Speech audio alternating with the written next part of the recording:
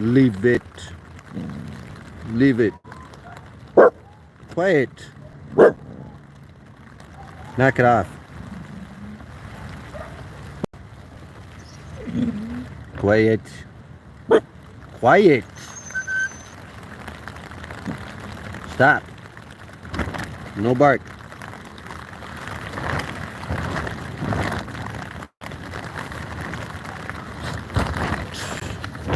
Wish this freaking tarp would stay up. Boot, quiet. Don't you go causing problems. Becky's nice enough to let us sit back here. Shut up. I'm gonna have to go get wet again if you can't be quiet, and I'd rather not. So please.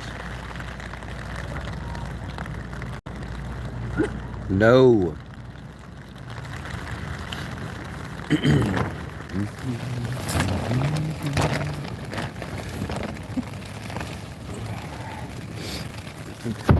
think I'm gonna eat. Booty, stop. No. Lay down. Good boy.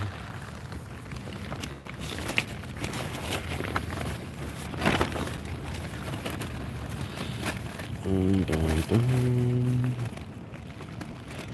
That's a life straw. Cheers.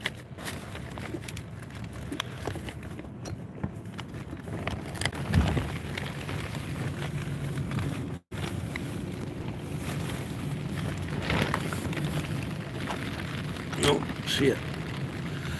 Then all I got left is one packet. Tuna? Chicken?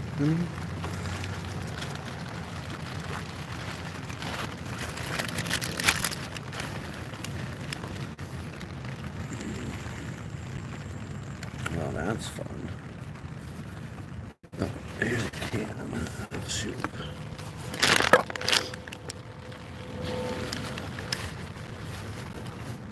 Well, if I only have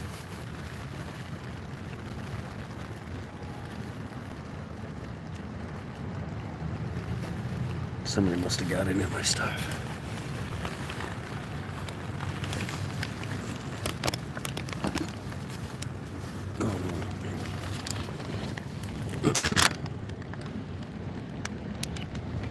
Which one do I want? Yeah, Southern burger.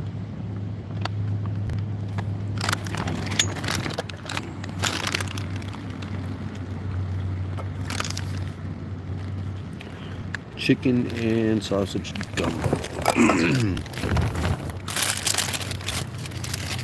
Save that.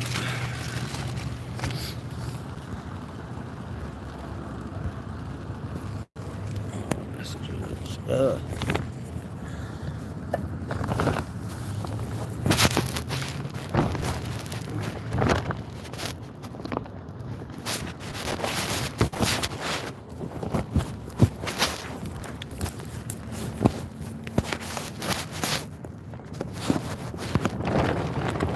Get it to stand up.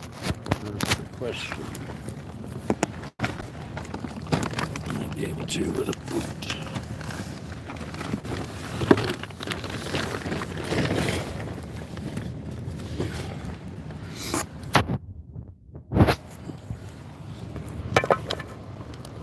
Yeah. There you go. At least that kind of works, doesn't it? Works well enough. Leave it. Leave it.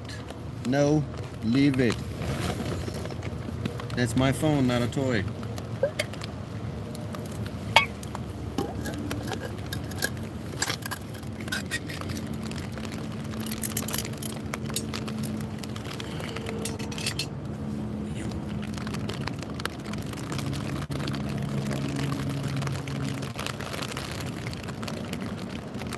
That's actually pretty good. I probably should have shook it up a little bit. Too bad, so sad I didn't.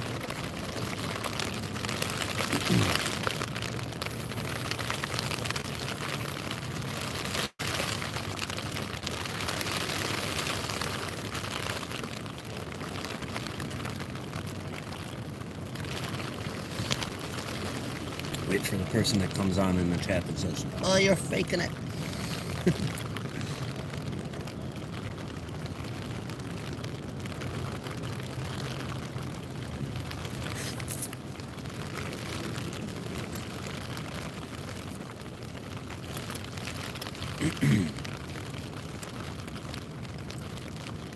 Hot sauce. I have hot sauce. So good.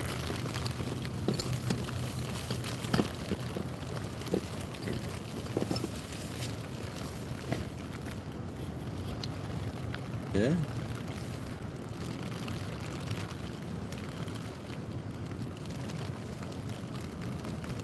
Hot sauce makes everything better.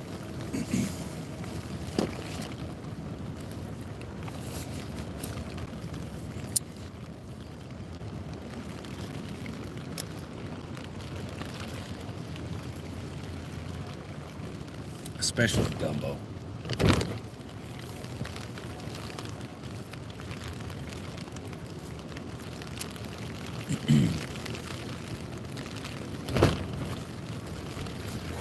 A good boy, Booty Doo.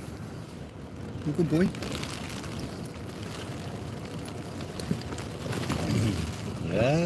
No, lay down. Don't knock my phone over. Thank you. No.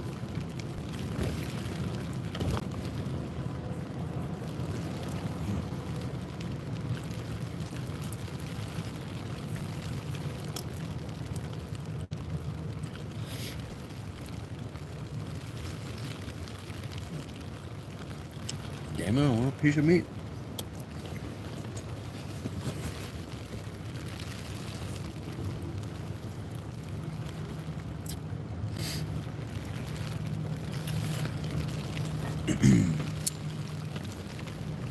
Oh yeah, much better with hot sauce, that's for sure. What up, two people?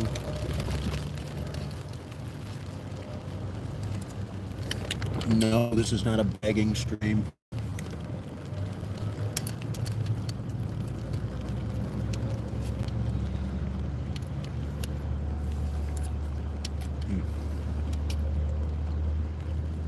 Much better with hot sauce.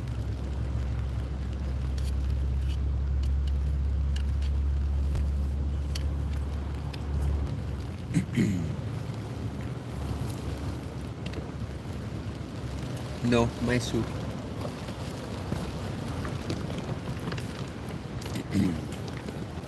You already ate.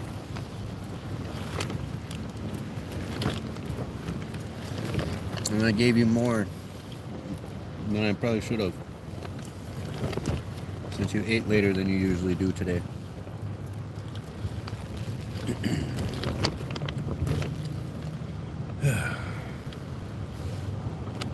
Yeah.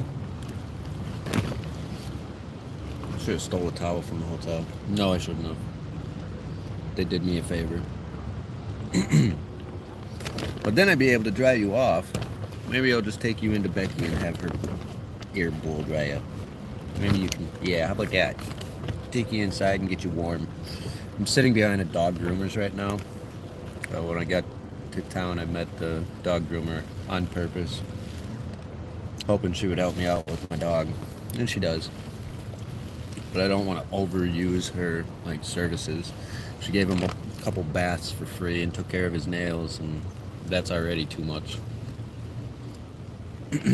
Considering he's an outside dog with me, he doesn't necessarily need a bath. He's also a blue heeler, so they kind of like self-clean. Should we show the chat? The pup? Oh, you good boy. Oh, you good boy. He's laying on a blanket with the tarp folded over because we're on gravel. Fun times being homeless. This is like survival, but like urban survival. Kind of urban. I'm in a rural city. There's only like, I think 10,000 people in the city. It's still like 3 times bigger than the town I came from in Minnesota. But it definitely does flood around here, that's for sure. all the culverts and the drainage ditches are like, they have a couple feet of water in them. So I was lucky enough to miss the worst of the storm this morning by being in the hotel, but I had to check out of the hotel at 11, and I didn't have any more funds to like extend my stay. So otherwise I probably would have gotten one more night, just because it's wet out here. It's supposed to get down to 39. Right now it's I don't even know what time it is. I think it's like probably 1, going on 1 o'clock. The rain's not supposed to finish until 5, 6, 7 o'clock, so after dark.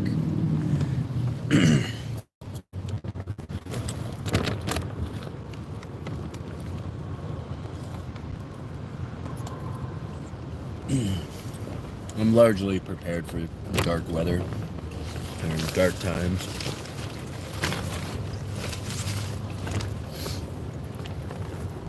Oh, you know what we could do? We could probably go hunt some frogs. Have frog legs for dinner. I say that's what this is for. Put a little stick in there. It becomes a frog spear. Or, I mean, you could spear fish with it too if you had to. But this is what I was getting at. My sun flashlight that doubles also as a power bank. Takes forever to fucking charge though. Like legitimately 8 hours to charge. So I try not to use it unless I absolutely need to. More so to just like if I feel like an animal's coming up on me, like if I'm staying in the woods. There's a bunch of coyotes out here in Missouri. And so yeah. Well, there's even black bears too. So a bright ass blinding flashlight should stop an attack from an animal. Same way it does for humans. The same reason cops have it on their guns, the strobe light. It's disorienting. I don't have a gun to protect myself that way. I have a knife, you know, but depending on the animal, the black bear, there's only like a few people in history that have ever like killed a bear with a knife, and I am not Jeremiah Johnson.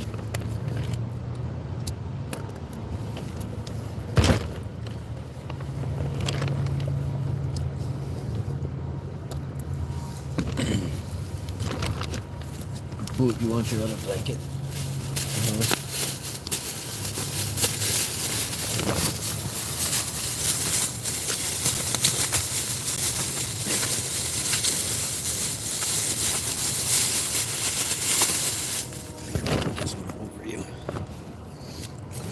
Yeah, we'll put this one over you. Leave it. There.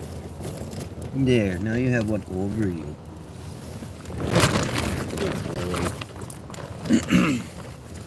Crap, the corner came undone. So, I have a kid cart full of my stuff that you pull behind bikes. And then I got a dog.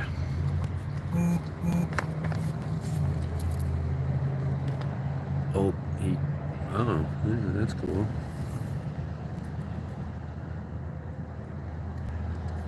E. coli outbreak linked to organic carrots. Leaves 1 dead. Wow.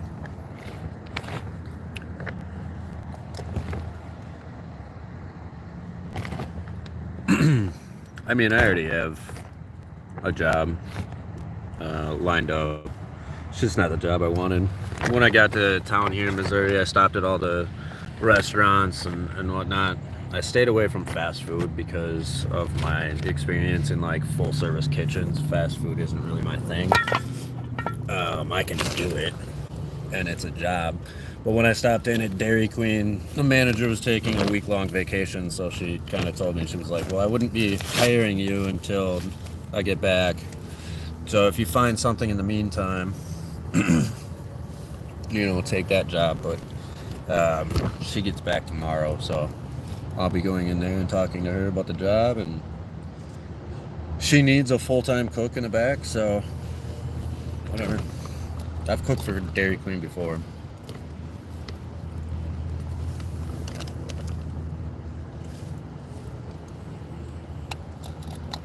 It's pretty simple. And it doesn't seem like this place gets too busy. It's right down the street from where I'm hanging out at, so I can kind of see there. I pay attention like around 11 to 1 and between like 4 and 7 o'clock. No, word. Yeah, you'll find my X account under Adventure with Chester, spelled weird. But I'm pretty sure I have my messages open so anybody can send me a message. I don't post a lot on there anymore. When I first started this homeless journey, like leaving the city, St. Paul, and like going to rural Minnesota and getting a job out there, and then like moving south because of winter, that's all I was doing was posting on X, and I was just kind of like posting pictures and positive messaging. Oregon seems like I don't know, depending on the area, it wouldn't be bad.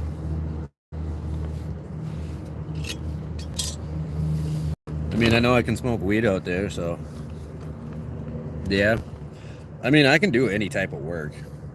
I'm a cook by trade for the last like 6 years, but I also took I took a break for a summer, and I learned how to scuba dive pulling lake weeds for people in Minnesota, rich people. So like, I can do anything. And physical labor doesn't scare me either. All the lake weeds we pulled, we had to haul all of it by hand using like yard waste bags because rich people don't want tire tracks on their lawn. Leave it, boo.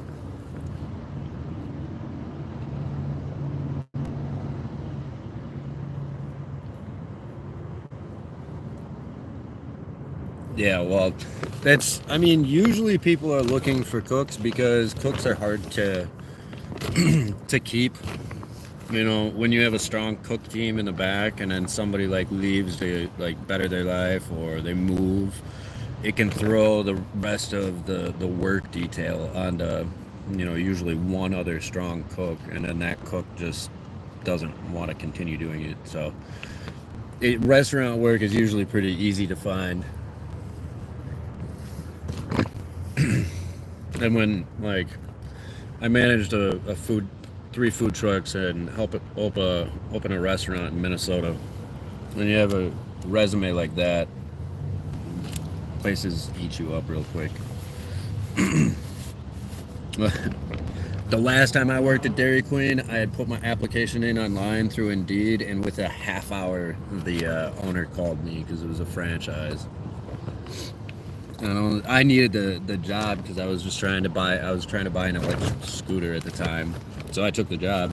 When I went and interviewed, I was like, yeah, I want $18 an hour to be your assistant store manager. And he was like, how about $17.50? I was like, bro, if we're going to argue over 50 cents, I'm just not going to work here.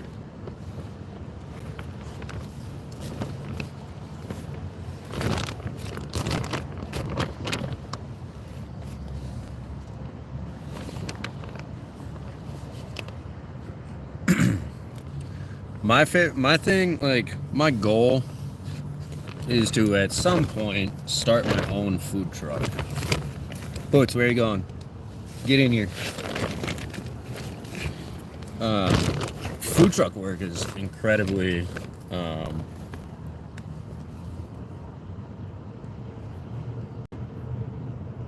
yeah, I believe that. I know Minnesota had something like 2,000 food trucks or something like that.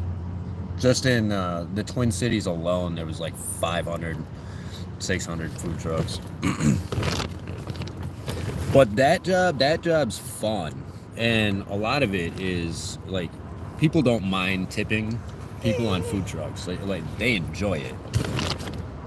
you know, I was making $15 an hour when I was managing the food truck. The drivers made 18, but we split tips half and half. So it was me and another guy in the truck. We made $200 in tips. We each went home with $100. So I was usually making more like $35 to $100 an hour, depending on the event. I'm not too far from Kansas City. Leave it.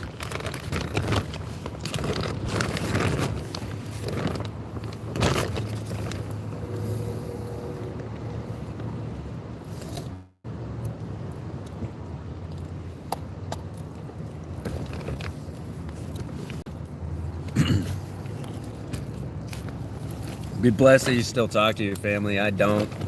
After my mom passed and whatnot. Yeah, my family hasn't. They all know my phone number. They know my Facebook.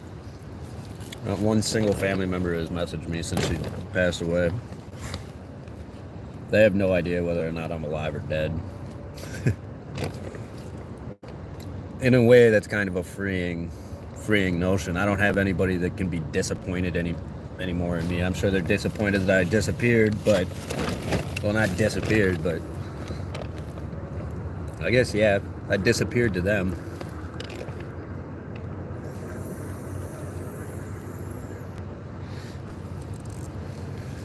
I always joked with my friend that drove me down here to Missouri, that I met while I was in that small town in Minnesota, that like, yeah, if I feel like I'm gonna die, I'm gonna burn my ID. That way I go to the morgue as John Doe. No, lay down.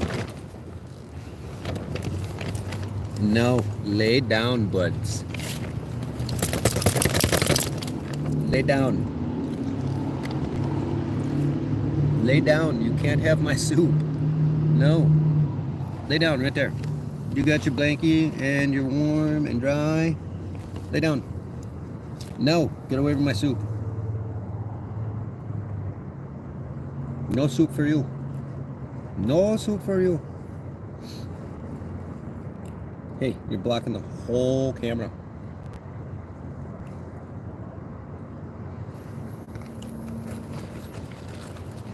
That's wild, man. There's a couple people in my family that did that. Not necessarily the same way. They used a pew-pew, but one of them was like my third cousin, and his mom was super into Halloween, so like they would decorate their yard all up every year, and she got home from work and thought he was just playing a joke because he kind of had like a morbid sense of humor.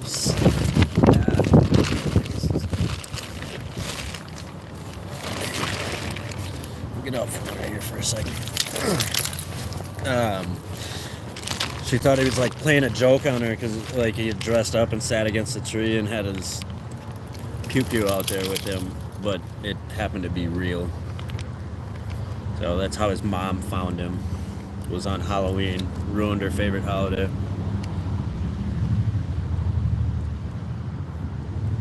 And she had already been going through so much as well. She'd been battling breast cancer for like 7 years. Constantly sick.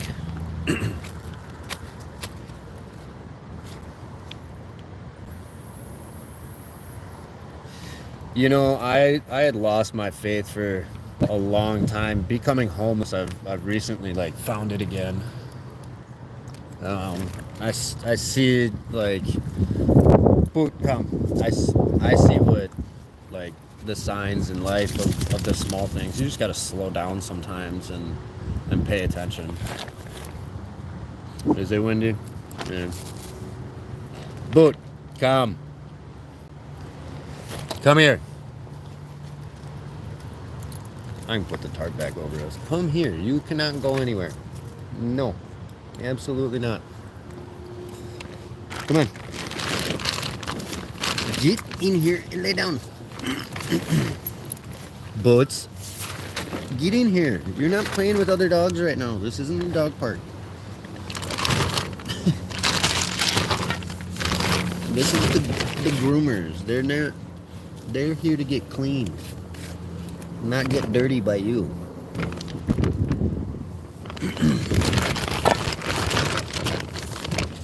You know, and like the people that have helped me out since I've become homeless, like specifically this groomer that watches boots. I don't know where you think you're going, but you're not leaving. Come here.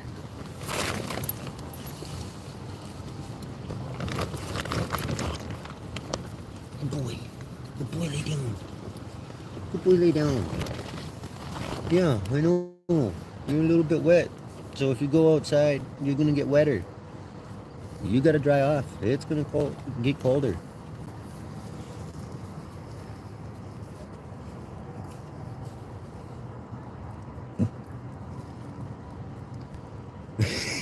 Honestly, that's the truth. It feels amazing to like see the generosity of people. Boots, you're gonna make me mad. Lay down. You cannot go out there right now. We're in a parking lot. Sit.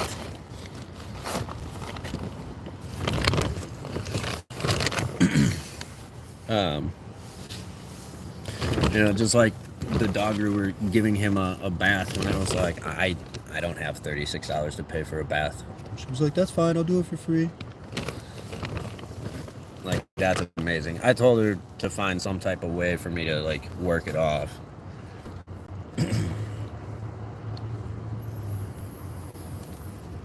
But I'm going to her house.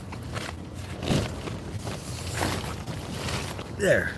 Lay down. I'm going to her house on Thanksgiving. She was kind enough to invite me over there, knowing that I'm new to this state and only been here a week and don't know anybody. A week and 2 days. But see, like, I came here with the intention of like being able to network with people, so that's immediately why I walked into the dog groomers, because I have a dog. She'd know where a possible kennel was, and if not, she might be willing to help me herself, and she was. Sometimes you got to be honest about your situation, and like when people see that you're trying, they're more than happy to help. She even handed me $20 the other day and told me to go get something warm to eat, because she knew that all I've been eating is like cold soups and cold tuna and whatnot. So she like handed me the $20 and told me to go to the burrito restaurant down the street. Bullies. You know, the sad thing about like traveling with animals is like Greyhound won't let animals on their buses. So like I looked it up at one point. There's shippers, dog shippers that travel the country transporting dogs. And from Minnesota to Colorado, if I was going to do that trip, and I decided not to because I was seeing on YouTube that it was already snowing there, and I wasn't going to put myself in that situation. But it was $1,000 to ship my dog to Colorado. So like I mean, once I get a job, that's definitely an option for me. I wouldn't mind paying the $1,000. In fact, I actually talked to one of the shippers. I was like, well, look, I'm homeless. This is my scenario. Is there any chance that I could like pay you extra on the side to be able to ride with you? And she was down. So I don't know. We'll talk more about what kind of like help and opportunities. I'm always interested in hearing people. I have no specific plan on exactly where I'm going. I picked this town I'm in off the map in like 5 minutes and was like, drop me off there. Looks like a good place. What up, Mid-South?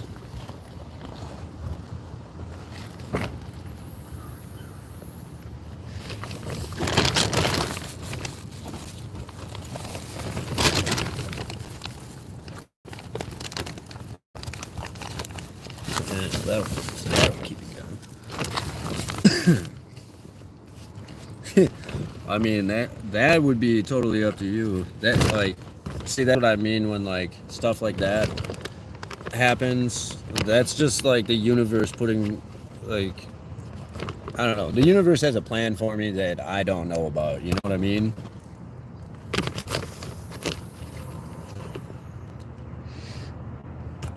I mean,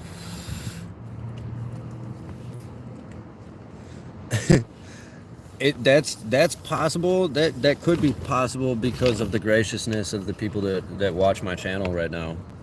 Um, you know, they're the reason that I was able to get a hotel room,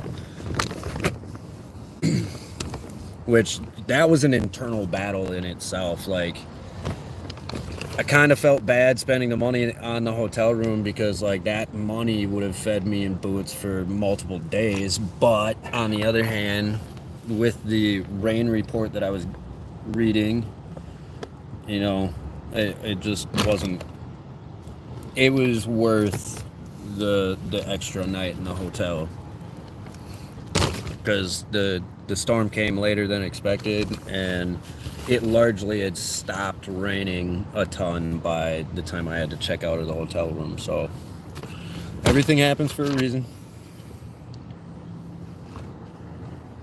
Sometimes, like, we just want to rush stuff in life. That's the thing. That's the problem us humans have. Instead of just letting things play out, like me knowing for a fact that I had a job at Dairy Queen as a cook, I could have just not applied to anywhere else while I was here during that week, but that's not what I did.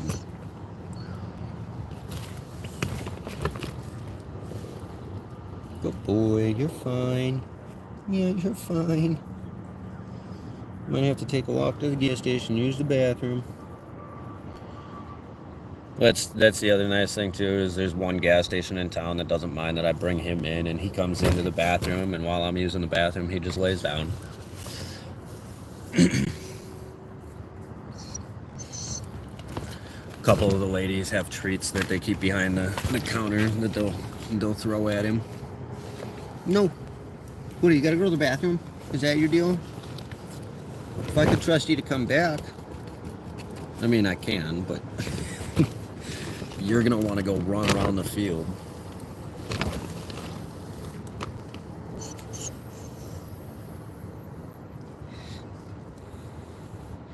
Honestly, speaking of like people helping, I started a GoFundMe months ago, trying to fund a trip.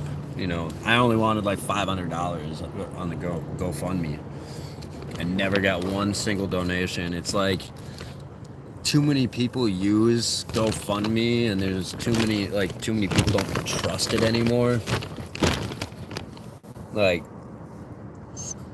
I've gotten more help in the last week just by like going live and posting videos, and that was never my intention either. I'm sure you all have seen the guy that like begs for money for him and his girlfriend on live all the time. In fact, right before I went live, Hoot, knock it off, lay down. Right before I went live, he was on there asking for soup because his girlfriend had a seizure the night before. Stop. I don't know what you're trying to do, but you're wet and dirty pawed. I don't want you on me. Lay down.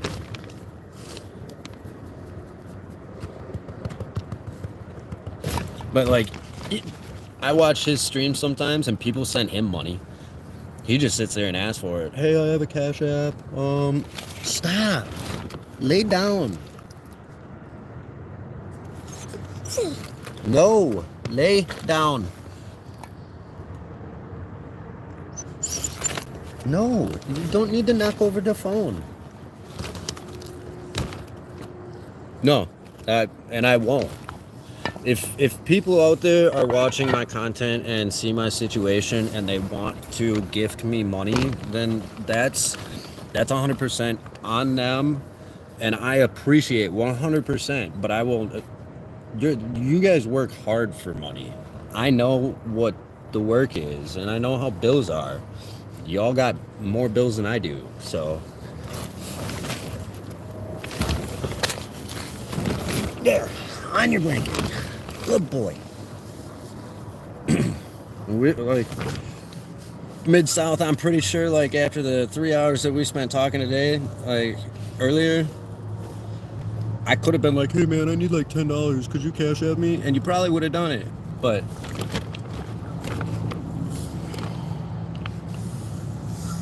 You'll never see that happen unless like if I run out of dog food and I don't have a way to pay for more, then I'll get on here and straight up ask for like so like he's gonna switch over to adult dog food soon, but these 4-pound bags or 3.5-pound bags are like $8. He goes through about 2 bags a week, so it's like 16, $20.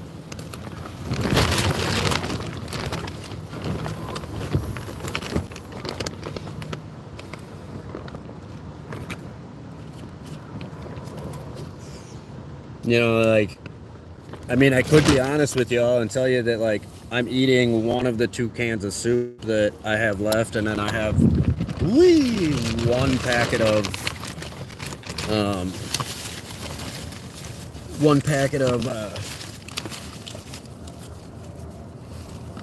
chicken, you know, the Starkist chicken packet things, and then I have some tortillas. Like, that's what I have to eat right now, but I also have like another 2 days. Like, I can live off of that for 2 days to figure out how to get more food.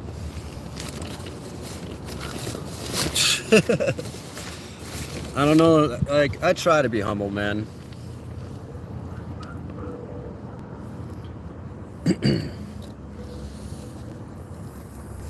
Mm-mm. No. No, I was not handing you the soup. I was holding it. No. I wish I had a spoon. Why'd you have to chew on my spoon and break it? No. Lay down. Boot.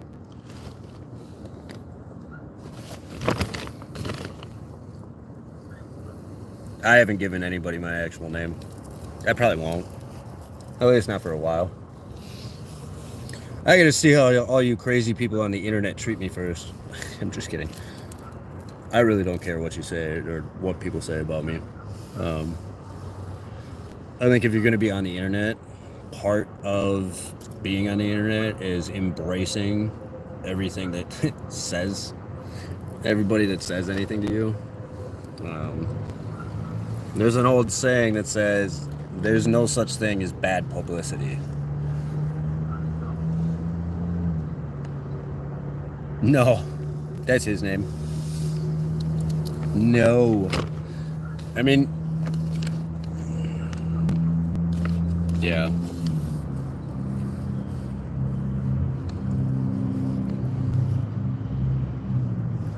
Like, if my ex account has Chester as the name, so Adventure with Chester, because I'm gonna write a book called The Homeless Awakening: Truth and Humility, and I think the name Chester Donaldson goes really good with the title of the book. So,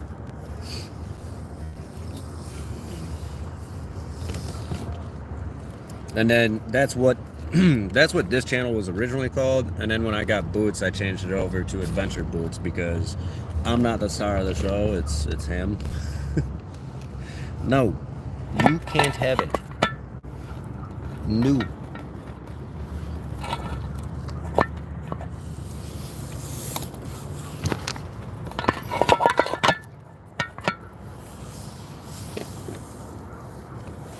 Yeah, no.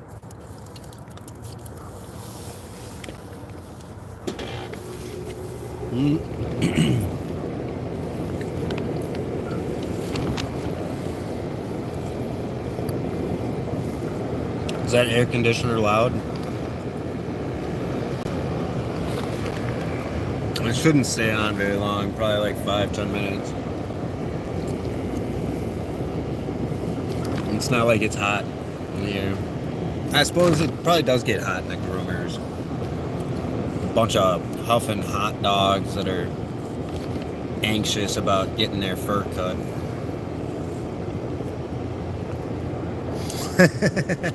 No. I'm sitting behind the groomers building that's helped me out, and so like this is my cart full of my stuff, And then I have it covered with a tarp because tarps are more durable than tents. If you're going to be homeless, get a tarp, don't get a tent. Unless you're going to get both. But for me, money-wise, tarp was the smart way to go. I can make this into a lean-to. I can turn this into a multiple different, like, I can turn this into a teepee. But, yeah, sitting next to the air conditioning. It's nice. It gives me something to lean up against. That way I'm, like, killing my back because I got a bad lower back. So when I have to, like, keep myself sitting, oh, it's painful. Even, like, sleeping in the hotel bed, that made my back sore just because, like, it got to relax. And then it got to feel how uncomfortable it was.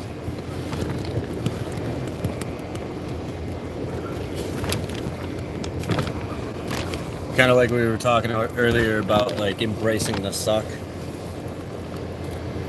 When you're homeless like this, you kind of want to embrace the suck. I've spent plenty of nights sleeping, sitting up like this, leaning up against a building in a corner or something just to stay out of the wind. I didn't have a tarp though when I was doing it. I just had one blanket, so I'd try to, like, curl up in a ball and cover myself. It can be. Being that I have this cart, I can. It's kind of useful because I can build a tent right off the back handle of it.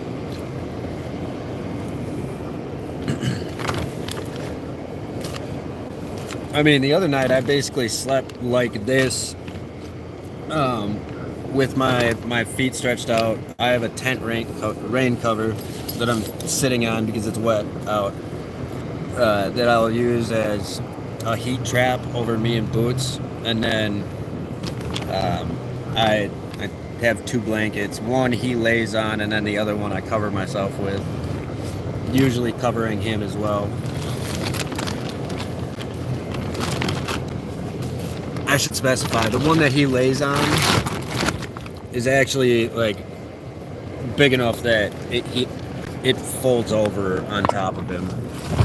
Come on, you damn. Give me the fucking tarp.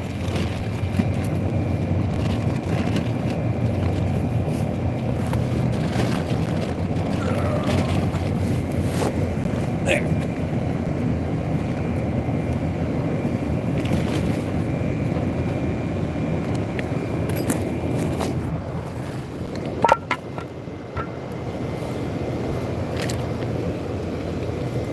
Interesting. I mean, I knew it had, obviously, like, Native American. No! I don't know what your deal is, but stop. Just lay. You'll be good. I mean, I should just leave this soup here and go get a spoon.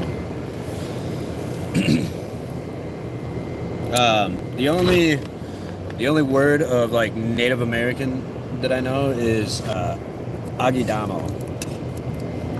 No. You can't have none. It's Ojibwe for squirrel.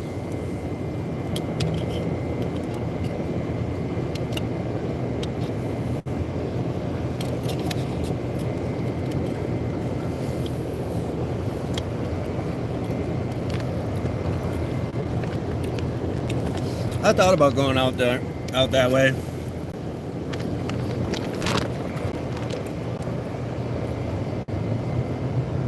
Yeah, agidamo. Back in the day when I was learning it, we actually trained our dog the word. So every time he would see a squirrel or we'd say agidamo, he would think of squirrel and he'd go straight crazy. No, lay down. You already ate.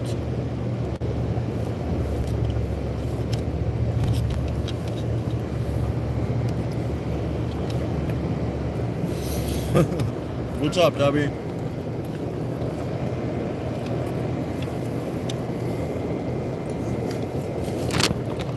I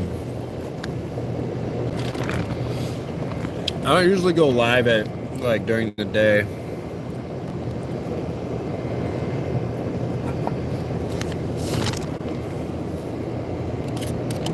But at least like I haven't been for last week. I was spending all my time applying for jobs. Today, the only reason I'm live right now is because it's raining and wet out. So I'd rather not be wet and cold trying to search for jobs. I've already put in 10, 15 applications. So now I just gotta wait on the universe.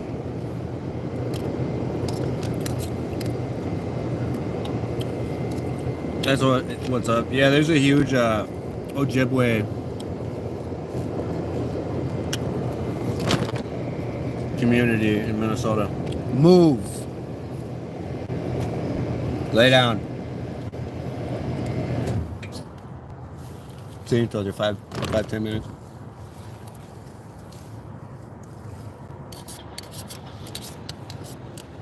Yeah, I'm not sitting around being lazy. Like, if it wasn't raining today, I would be out there applying for other places.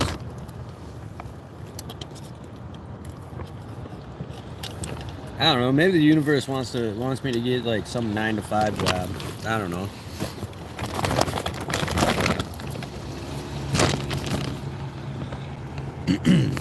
That's not helpful. There we go.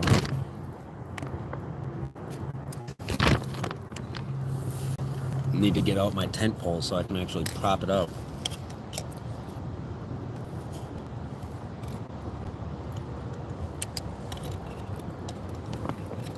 Yeah, I want to say Red Lake is an Ojibwe tribe.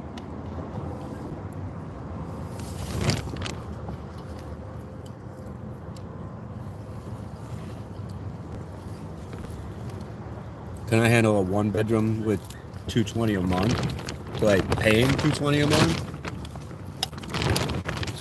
That's, I mean, yeah, that's doable. That's incredibly doable. I'm really, like, the places that I've been looking around in the town that I'm in are between like $400 and $600 for like a room to rent.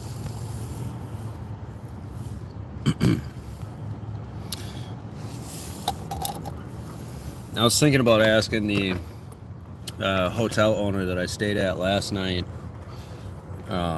what like a weekly or a monthly rate would be.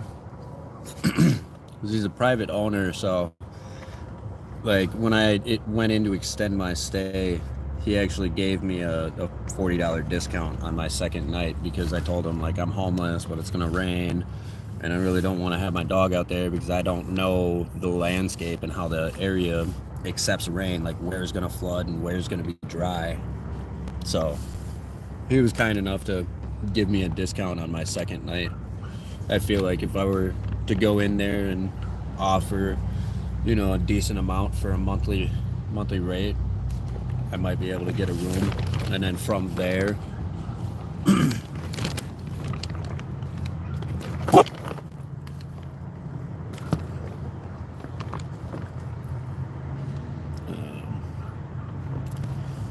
yeah, there's there's liquor at every single gas station in Missouri. Everywhere is a liquor store. And this town is full of Casey's. There's like 4 or 5 Casey's in this town. Every single one of them has little shooters at the counter.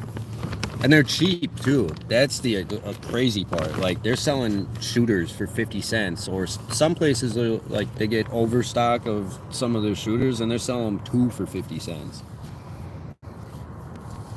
That's insane to me because in Minnesota, like shooters are all at least $1 or more.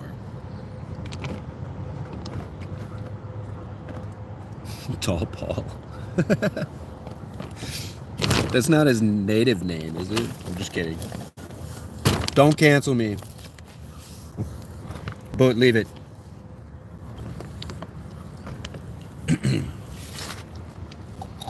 Yeah, it's wild to see like the liquor, and like every gas station here has like Kratom. They have all the Delta products for marijuana. Yeah. I shouldn't say all the gas stations, but most of them do. Like Casey's doesn't sell any weed, but all the like privately owned gas stations, they all sell marijuana stuff.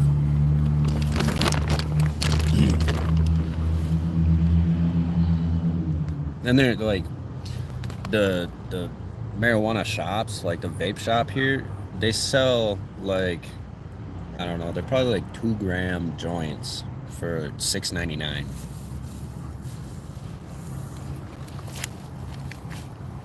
Yeah, luckily the rain gave up here, but it's only 1:20. We're supposed to be like getting rain until 5 or 6 tonight, so I kind of want to get up and walk, and I might just go to the gas station to use the bathroom, but I don't want to get too far away from my tarp and stuff because I've already gotten soaked once today and had to change. And I don't have any money to go to the laundromat and dry my stuff. So when you're homeless like this, you have to prioritize certain things. And you can get hypothermia, in 70-degree weather if you're wet. So it's 65 right now.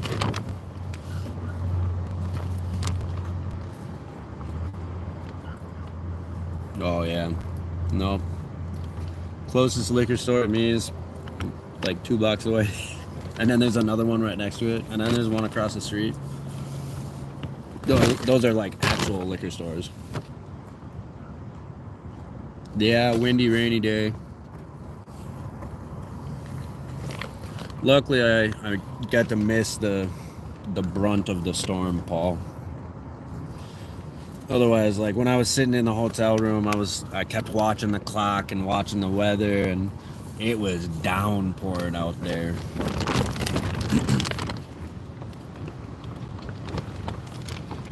I probably would have even gotten wet being under the tarp if I would like had to deal with that. There's like an abandoned car wash here in town though, so I'm not too far away from Kansas City. There's an abandoned car wash here in town though, so when it gets darker, I think I'm gonna take this fucking rig and wheel it over there and just spend the night under a tarp. Hopefully people will just think that looks weird and drive by and not do anything about it. As long as I'm not like playing with my sun flashlight under the tarp. I'm not sure if they have an extended stay here. I'm sure they do. I know there's a Comfort Inn. I don't have enough followers or subscribers yet. I need like another 120 subscribers, and then I need 3 million shorts views in 90 days. I'm at like 110,000 views so far for like my channel, or for 90 days. I'm not entirely sure. I actually kind of like the town that I'm in. It's a very libertarian town. I fit in quite well with that mindset. Although my next destination might be in Oregon. If I can come up with $250, somebody here in the chat said they'd come get me.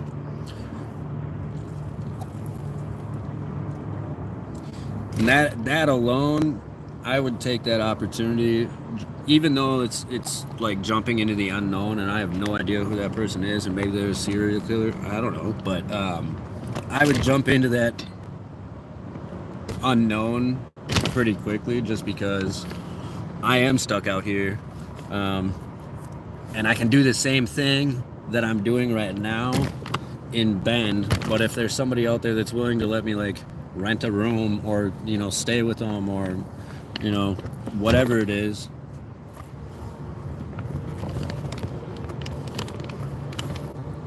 that's what he was saying, that like they're turning all the low budget motels into homeless shelters, and which is a really nice idea because, you know, for people like me that are homeless, the number one thing that like um, that you worry about when you're at work is either the cops finding your stuff or other homeless people finding your stuff and taking it or destroying it.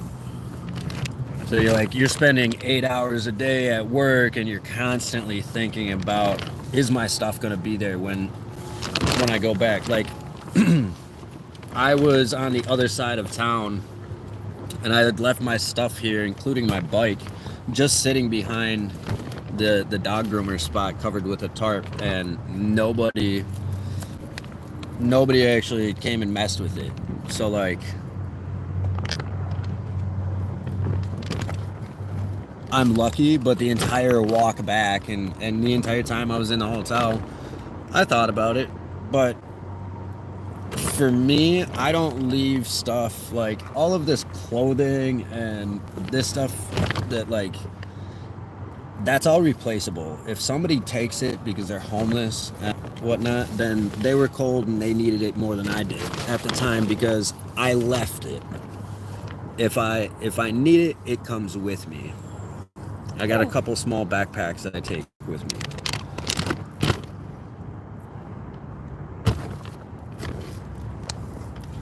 And yeah, it is nice to have a car in these situations. That is a true statement. Although being in a car all the time, especially if it's like a sedan or a car type thing, that can get uncomfortable very quick, especially for somebody that's 6 foot tall. At least here I can like stretch my feet out. My ass is kind of sore because I'm sitting on concrete, but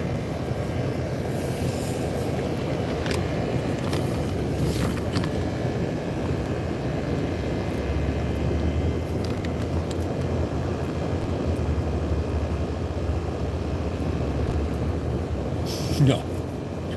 I'm 34 years old. I did sign my contract for the Marine Corps years ago. But I've been in a few car accidents since then. My body could never take boot camp, much less like 4 years of service.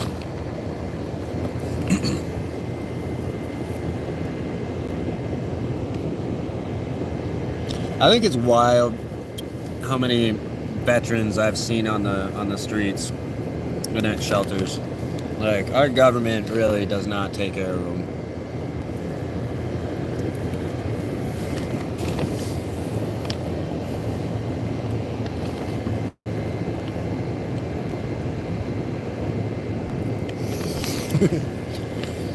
I mean, I wouldn't want to be on a ship. I like water, but I'm not a fan of that. If I was gonna do it, it would have to be the Marine Corps or the Army at the very least. Like, I was gonna be a combat engineer or security forces in the Marine Corps when I had like chosen my jobs at MEPS and whatever. I've been homeless since December 1st of 2023.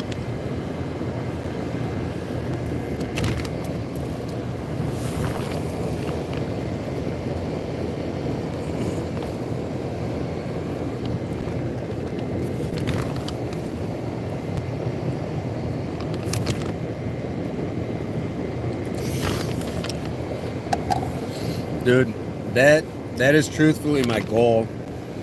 I found a piece of land out in Colorado. I was randomly looking places, and I stopped looking because I didn't want to get my hopes up. But there was a piece of land out in Colorado for like $17,000.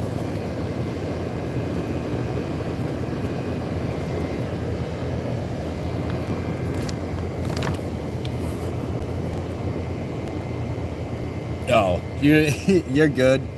You can talk about it. My cousin was the Master Chief of the maintenance crew for the Blue Angels for a while.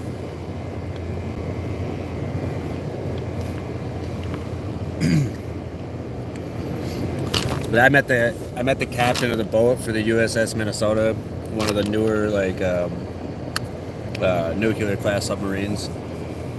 because I got to go to a couple Blue Angels air shows and sit VIP with all the rest of the Blue Angels, and yeah, got the signature captain of the boat, and then I got a bunch of signatures from the Fat Albert flight crew, because you know you are a squatter. I'm a sitting right now. And squatter would mean that I would like not leave people's houses. I leave gladly. You can ask the person that drove me down to Missouri how easy it was to get me out of her house. She said, how's this weekend sound? I said, works for me. Picked a spot off a map in 5 minutes and said, how about that town? That's cool. Works for me.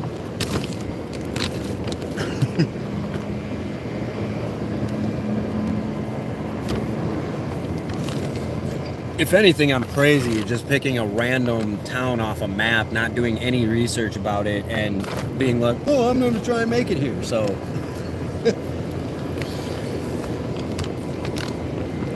I don't know where the Salvation Army is here.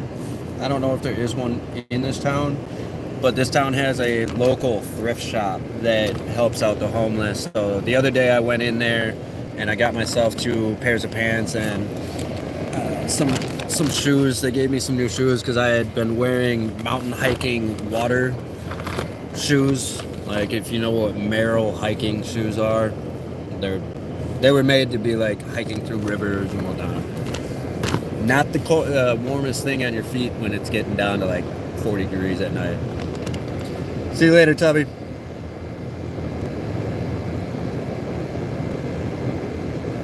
I mean, I'm sure I probably could, but I've already put in the week that I've been here, I put in like 10-15 applications. I don't even know how many applications I've actually put in because I've just been stopping everywhere in town and putting in an application. Organizations and the government are going to move far, far slower than I am trying to figure my situation out.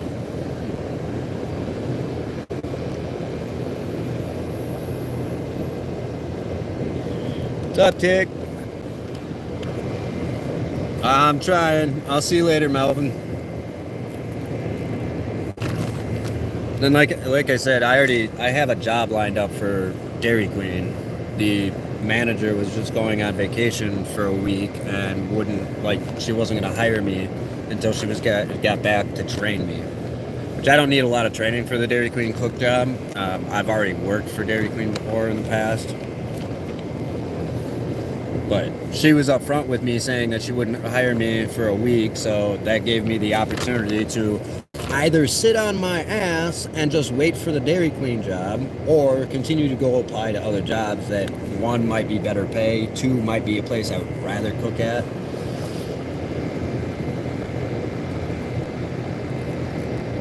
No, not necessarily. I appreciate you telling me how to do that, but my resume as far as a cook goes speaks for itself. So all they do is they see that I managed 3 food trucks, helped the company open a restaurant. I've managed other restaurants. I've worked in full service kitchens. And they see that, it doesn't take very long.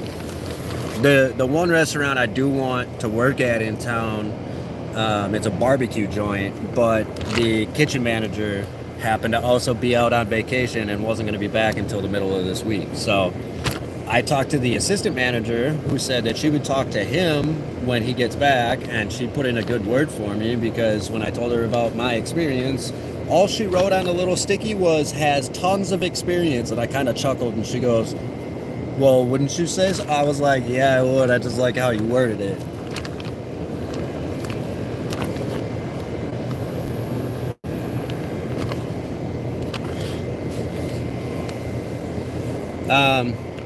No, not necessarily, Tick, just because the government moves a lot slower than I will. All I have to do is start working, and then I get to pick one of these places off of Craigslist that I've found that's renting a room for $400 to $600 a month in the town I'm in, and like I'll have it figured out in a month, which is a lot faster than any government organization helps homeless people.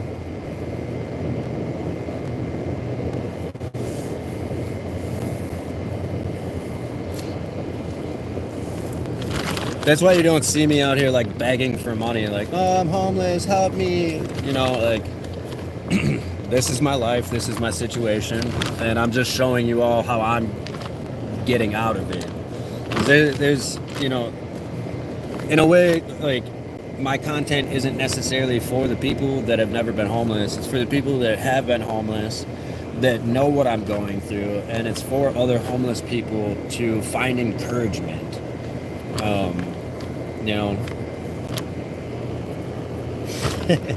I actually thought about starting a feet finder, because I feel like some people, if I just like made an account that said homeless feet or some shit like that, people would buy it just because it's something weird.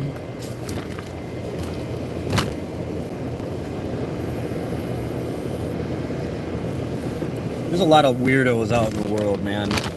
While I was in the hotel, I was watching a repo or a tow truck show, and they go up to it was a tow truck show in Sin City, Las Vegas.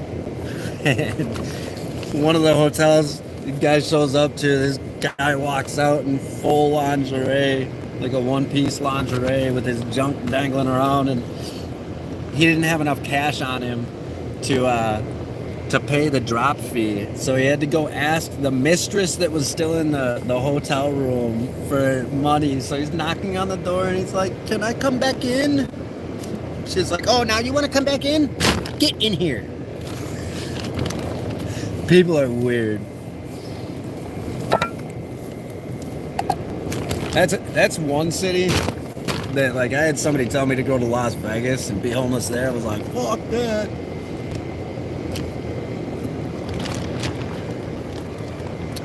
I'll find something. See, at the end of the day, once, like, I'm already being helped by the people in this community, for one. For two, once people see that I am going to, like, go to work, show up for my shifts, and that I'm trying, the people that I've already networked with in this community will help me find somewhere to stay. I'm sure somebody that I've already talked to knows about a room for rent. They're just all a little bit off-put by the fact that this homeless guy shows up randomly to a small town from Minnesota, which I would be too. But this is, like, when I left the city, when I left St. Paul and I went out to rural Minnesota to a town of 3,000 people, I had a job in 18 hours.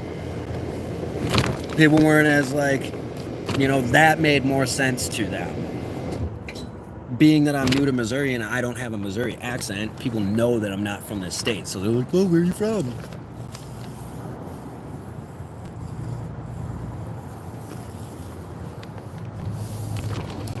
Yeah, and I guess I didn't even think about that, Paul, like how many other people are traveling south as the temperatures get colder. I mean, thinking about it makes sense, but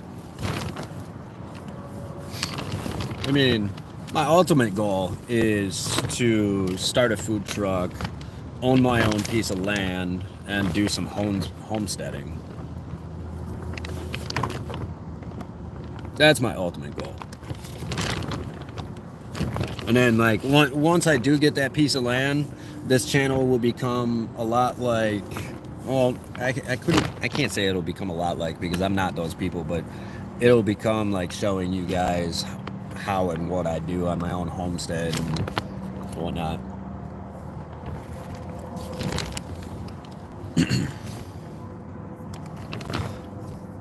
And maybe I do that here in Missouri. Missouri's actually a lot like Minnesota. They just have a lot more venomous snakes than we do. We have the timber rattler in Minnesota, but there's maybe like 3 of them in the whole state.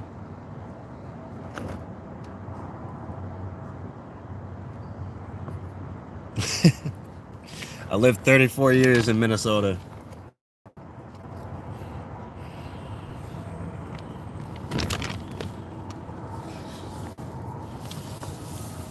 Grew up hanging out in the woods of Minnesota. Grew up dealing with incredibly cold winters. Excuse me. Booty.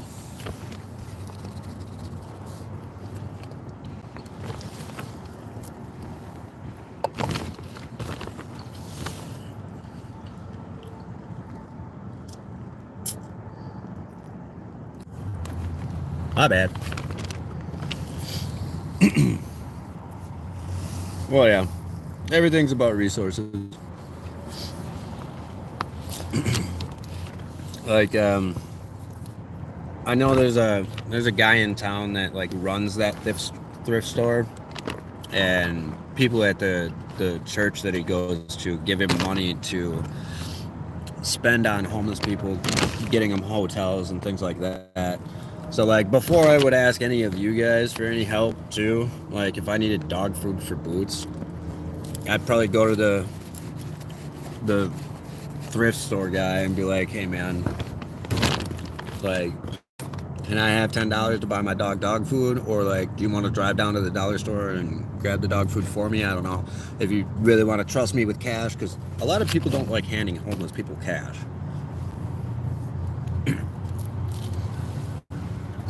Oh, don't go buy alcohol with it. Oh, don't go buy drugs. Look, it's hard out here. I don't necessarily, like, I don't drink a lot anymore. I used to drink a liter a day, 6 days a week for like 15 years. I no longer want to slowly delete myself, so I don't drink like I used to. If I drink, it's because my back's in incredible pain, so like it helps me relax. Because I don't take medications. I don't like, you won't find me taking Advil or ibuprofen or anything like that.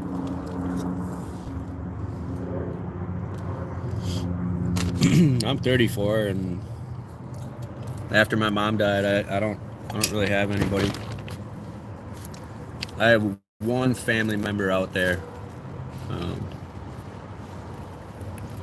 but yeah, that's a different story.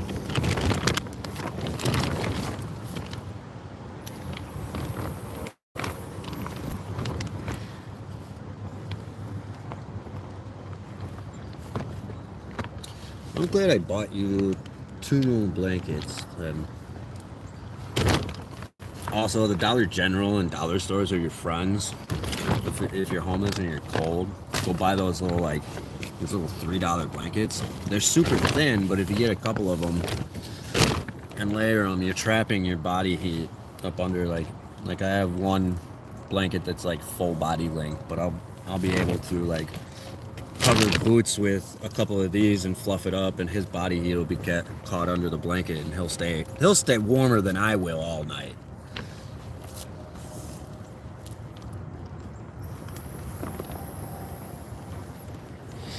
Yeah, that's easier said than done, you know.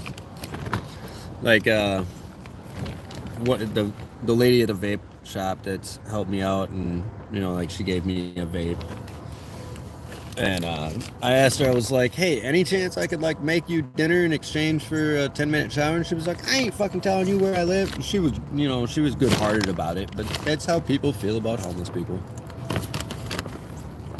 So I learned that there's a truck stop not too far, like it's on the edge of town, so it's a couple mile walk from like where I've been hanging out and staying around, but it's only like a $6 shower, and I'm pretty sure I can bring my dog in there, so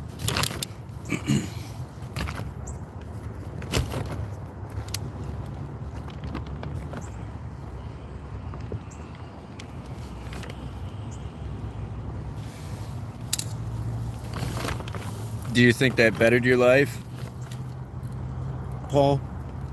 Or did it hinder you at all, being removed from Even if it was a dysfunctional family, it's still like your family. It's what you know as a child.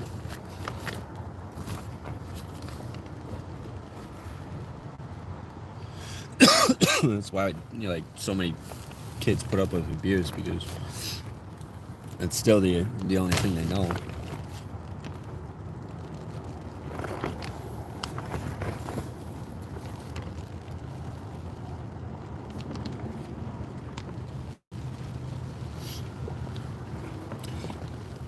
There are some situations that I don't like the government doing that in, um, but I think it happens a lot of times for good reasons for a lot more people than it doesn't.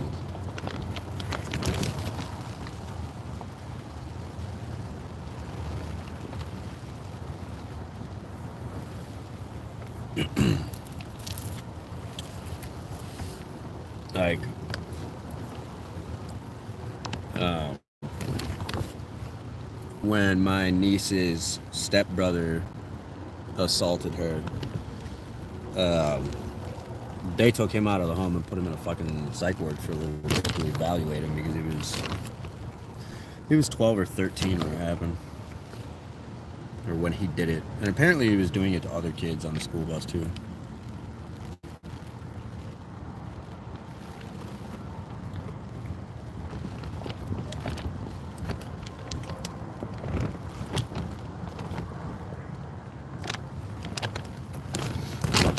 I appreciate that, Rona, my bad.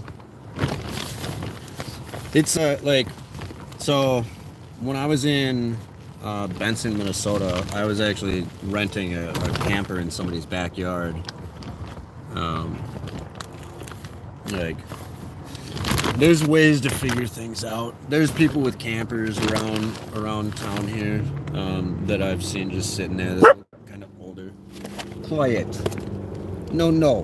Bad boy. No bark at the people.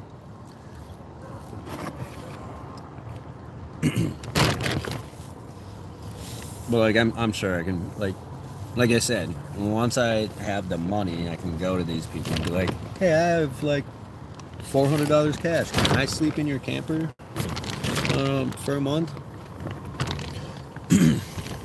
And I like to believe that I'm a genuinely like likable person, that like it'll probably become more of a long-term thing.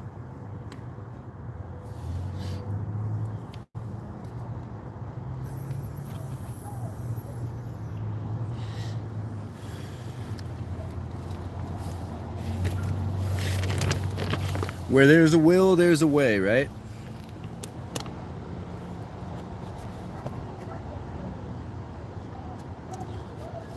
Oh, booty. Do you hear the puppy whining inside? Do you hear the puppy whining inside? Oh, good boy? Are you a good boy?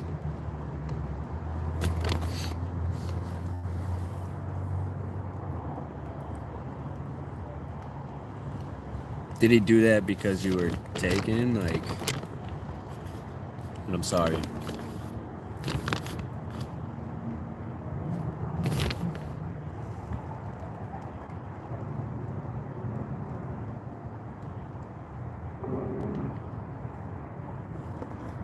Oh, I have a job lined up that I probably start tomorrow or the next day at Dairy Queen. The manager that was working though was going on a week's vacation, so she wasn't going to hire me until she got back to train me. So the week that she was on vacation, I just spent applying to other jobs in town. Yeah, the only thing is it gets down into the 40 degrees, 30, higher 30s here in Missouri, and they still get snow. I'm not like, I'm kind of closer northern area. I'm not too far from Kansas City.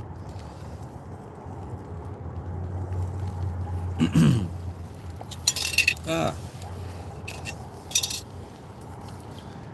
good boy.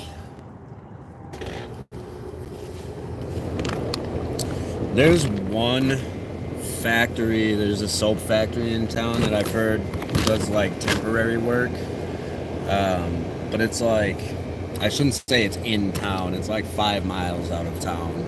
So that's one of the last options for me. I'm a cook by trade, so like I applied to all the restaurants in town when I got here. A couple of the managers were just on vacation. Otherwise, like I said, I have the job at Dairy Queen. I'll be full time, being a cook in the back for them. And then there's another restaurant in town that the kitchen manager gets back on like Wednesday or Thursday or something this week. And I already talked to the assistant manager. She really liked me, said I'd be a good fit, but she's just waiting for him to get back. So, like, you don't rush the universe. I've learned that being homeless. What happens is supposed to happen, and it happens the way it's supposed to happen to. Like, you know, the fact that the first day I walked into town, or the second day I walked into town, I walked into the dog groomers, and became friends with her. And I did that purposely to network with somebody that clearly loves dogs, because I have a dog and I'm homeless. And I asked her how much it would be to give him a bath. She gave me a price, but then looked me up and down and was like, "Are you homeless?" And offered to do it for free. And then she also offered to watch him while I went and applied, or if I had any interviews, or if I worked during the day. She said he could stay here between the hours that they're open, 8 to 5. So like things work out. You just gotta let the universe do its thing. When we rush stuff, that's when we get in trouble.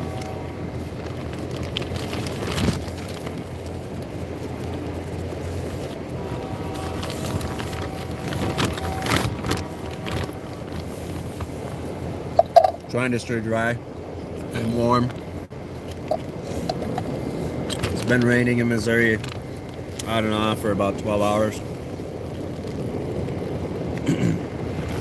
I had a hotel room last night, but I had to check out at 11 a.m. So now I'm sitting under a tarp. Yep. Homeless with my dog.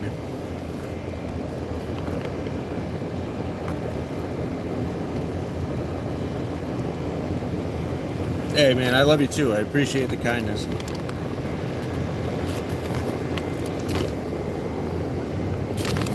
Part of it's just like having a positive outlook. You know, and the biggest thing too is like a lot of people assume that homeless people are like drug addicts and whatnot. Like, I'm not. I used to be an alcoholic. I rarely drank. There was a time in my life that I was drinking, 330 or 340 days out of the year. And this year, 2024, I probably drank less than 30 or 40 times. And when I do, I'm not downing a liter of vodka like I used to.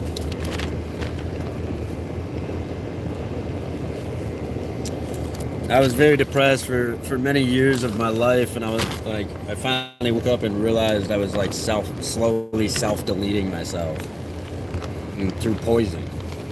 And I just didn't want to live like that anymore. And then after my mom died last year,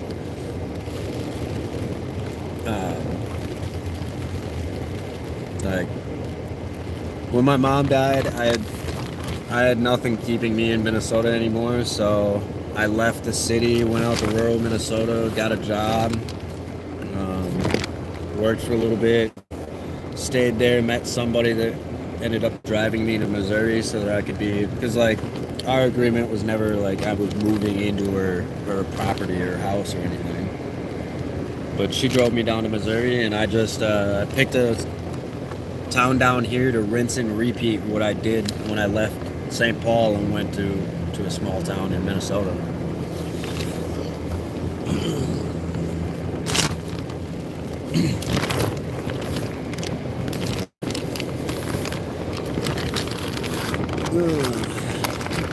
I have to get out a stake that down.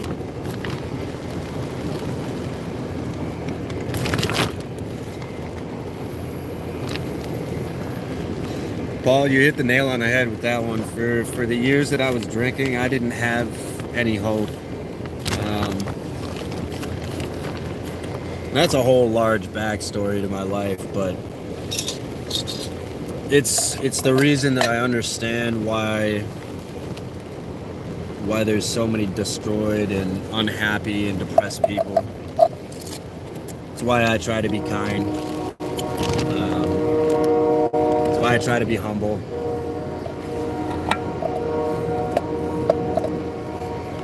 You never know what somebody's going through on their day to day. Quite honestly, I don't look like I'm homeless unless I'm sitting with my stuff. I have a beautiful dog, you know.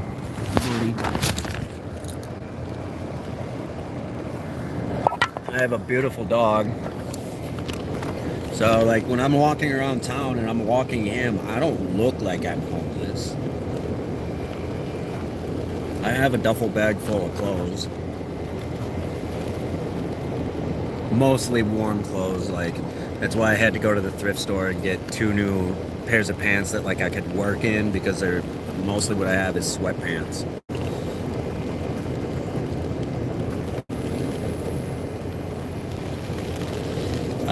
I've held a sign a couple times since I've been homeless in like the last year, just because I was desperate for food. Um, Usually, what I do as far as like getting food, if you go to the gas stations and you see their cold sandwich section, every gas station out there throws what the expiration date. They'll throw those sandwiches away. So I'll go in, I'll figure out what shift throws their food away and restocks, and I'll kind of make friends with the person on the shift, and usually I can get a couple sandwiches that they're just going to throw in the garbage anyways. As far as like, if I want something better than gas station food, I've walked into restaurants before, told them my experience in the kitchen and whatnot, and offered to do like an hour's worth of dishes in exchange for a burger. 9 times out of 10, they won't let you in their kitchen because of insurance shit. But the couple times that I've done it, they've just handed me a burger. I did it one time and I got a job out of it because the guy was like, "Yeah, sure, you can do dishes back here. I'll give you a burger." And then he hired me the next day.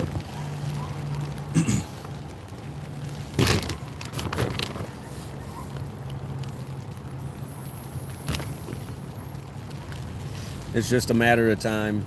As far as work, I'll be working at Dairy Queen. I just had to wait for the manager to get back from vacation.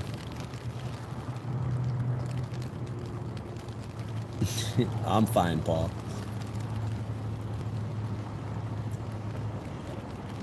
What do you mean, stick with it? I managed a food truck for 6 years and I helped open a restaurant. I've branched out in my life too. I took a summer off of doing that, and I learned to scuba dive and pull lake weeds for rich people in Minnesota. I personally don't want to live my life doing the same mundane job every single day.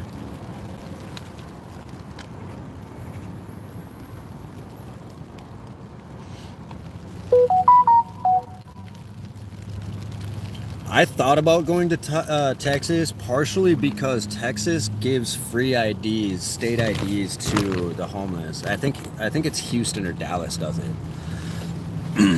But I don't want to deal with my decision of where I went, and like picking small town America had a lot to do with the other homeless people that I would have to be dealing with.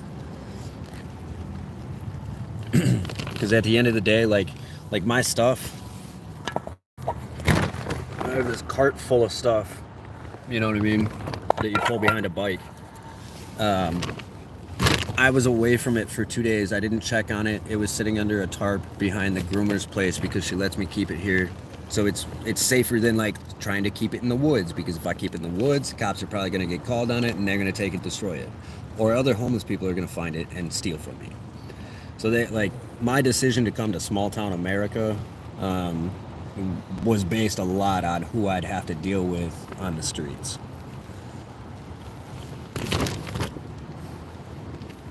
And being it's Texas and y'all are on the border, there's a lot of illegal migrants that are coming over to the border that I really don't want to deal with. They have lived a different type of a lifestyle, and if they're willing to go through that grueling of a journey, I don't I don't like fighting. It's not that I can't, but those are the people that I just don't want to deal with on the street.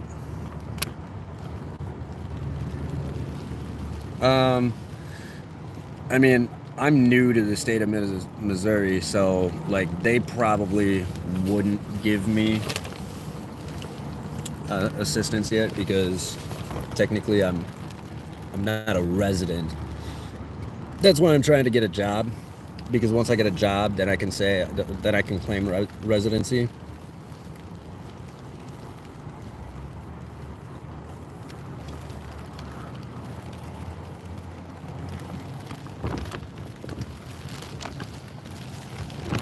Right. And I mean, I'm like 40, 50 miles away from Kansas City.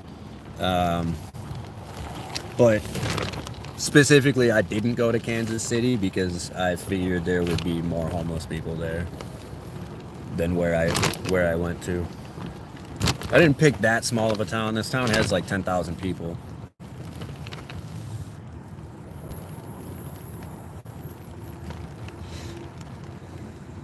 Not if you're working.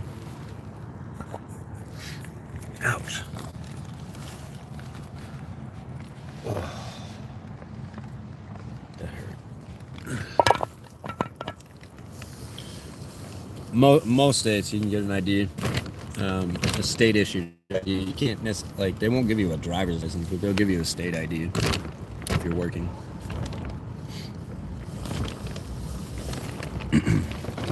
I mean, I really didn't even. I didn't plan on coming to Missouri. I planned on going to Colorado, but the cold weather hit Colorado sooner than I got out there, so I picked a southern state instead. Fun fact: did you know Colorado is the only state in the U.S. that will give you your license back if it's ever like been canceled? Like the driver's license system is nationwide, but Colorado will like you can go to court and petition the court to give you a driver's license, but it's only valid in the state of Colorado. There's a lot of nuanced laws like that. I think that's why a lot of people go to Colorado as homeless people that have like lost their driving privileges for one reason or the other.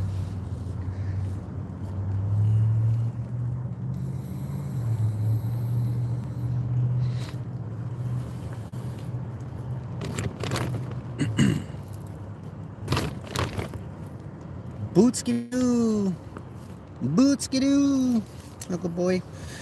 We gotta go to the bathroom, so we gotta take a walk to the gas station. And since it stopped raining, for the most part, we're gonna go now.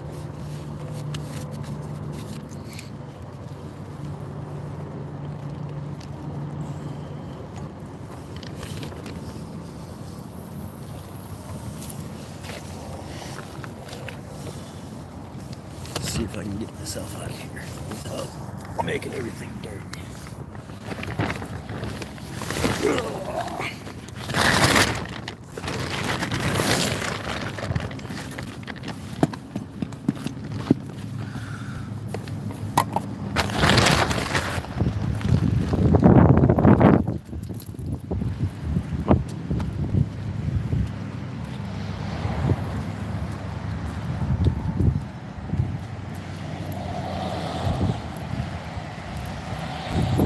Ooh. It's drizzling, but not too bad.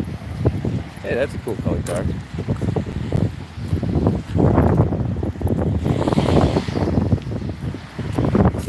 This is another part of being homeless, because like I could have walked over to the woods and like taken a pee, but I can also get a indecent exposure ticket and end up on a sexual predator list for that. So like, gotta take a walk in the rain to go to the bathroom. Either that, or you keep like an empty bottle in your tent and you do what truckers do.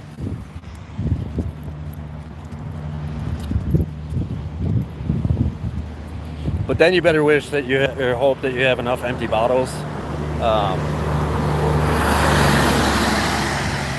Like when it's raining for hours on end, you better heel. Hey, get over here. No.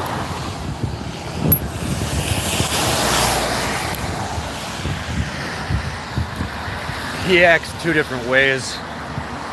He's got a vest on, so he listens a little bit better if you put the leash on his collar than his vest. Leash goes on his vest when I'm riding the bike.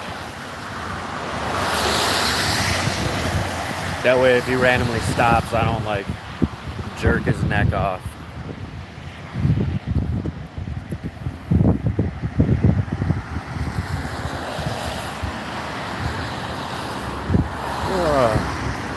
You know the nice thing about this is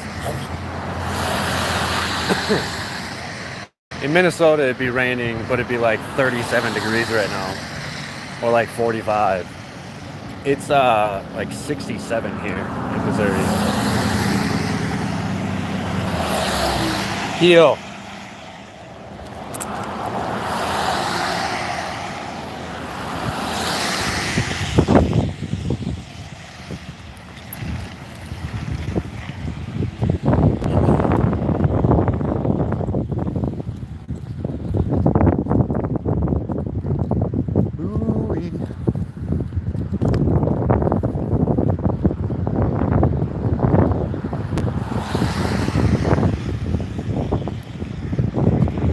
Hey, you're gonna trip me.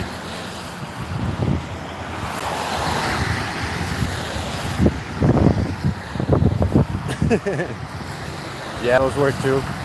Those are easier to use at night in the dark.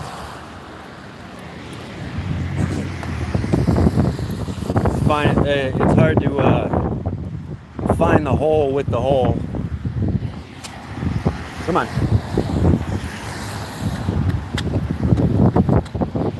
Heel.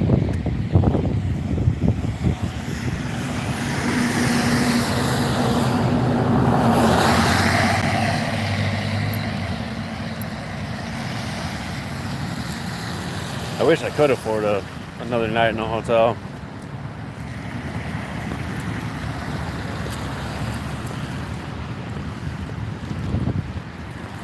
But hotels are expensive, and money can be used on other things. Feel kind of bad spending people's money on a hotel room, because there's just, you know, the cost of a hotel room is like a week's worth of food or more for me and Boots. But getting hypothermia and stuff, like, that's not gonna help either one of us.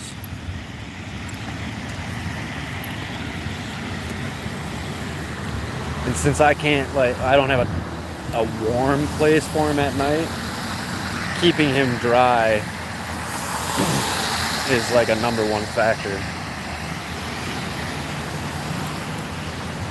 I mean, at the end of the night, like, if he was wet and cold and I had to, I'd use my body heat and just wrap him up next to me, but heel.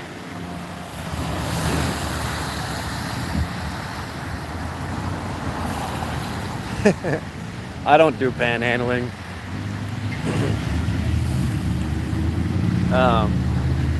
What I will say though is, like, sometimes when you're homeless, like when I walked into the thrift store and I told those people that I was homeless and I needed some clothes, there was a lady in there that overheard me, and she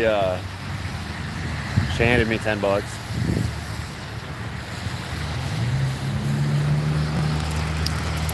Hey, heel, heel.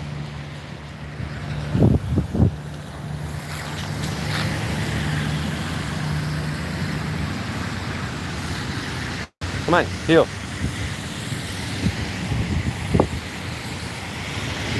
Burr. Heel. Sweet.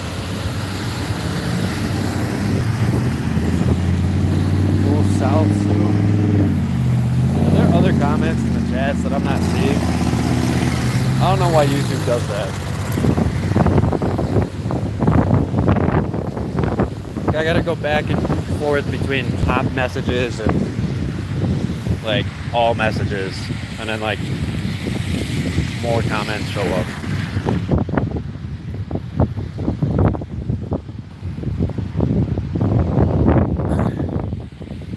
I'm gonna go see my friends at the vape shop. They let me use the bathroom there. At least a couple of them do.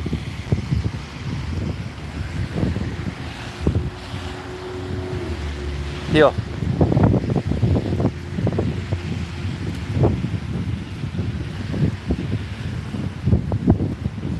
Thanks, man. I appreciate that. Ooh, that's a puddle. Ooh.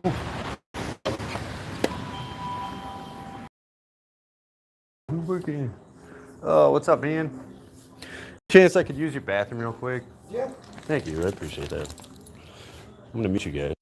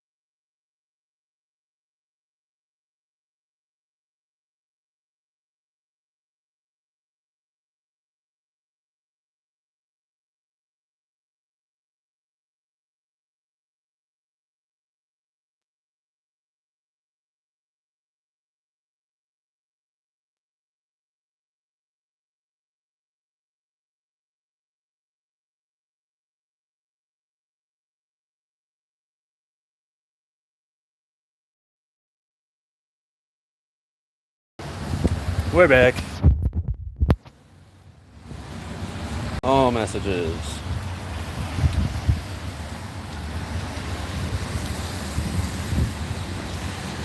See, that's... I was missing a couple of comments. That's stupid. Come on. Heal. Ooh. Oh. Come on. I'm not gonna wait for the light. Is jaywalking illegal in Missouri? Oops. See, I don't usually do that either, just because you never know when cops are gonna have a wild hair up their butt. They're like, oh, I saw you doing that.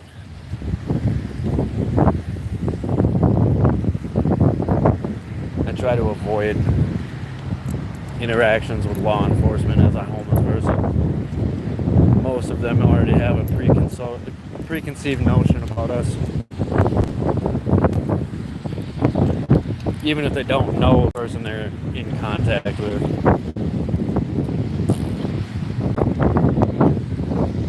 Ooh.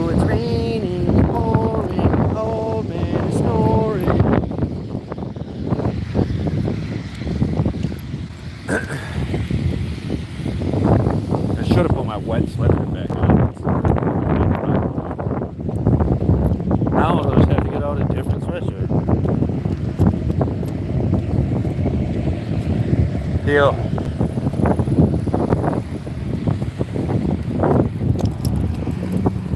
Come on, Bub.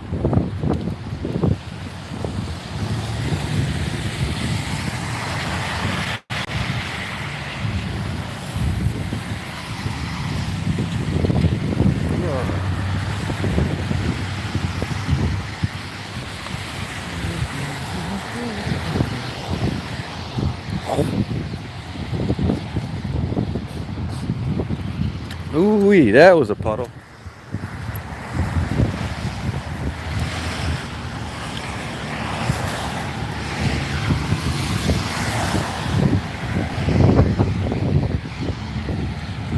Why you gotta splash me? Huh? Why you gotta splash me?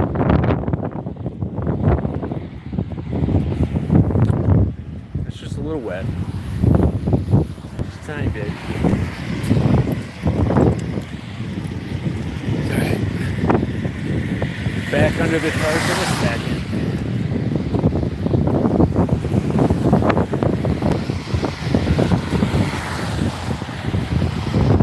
Ah, raindrop in my eye.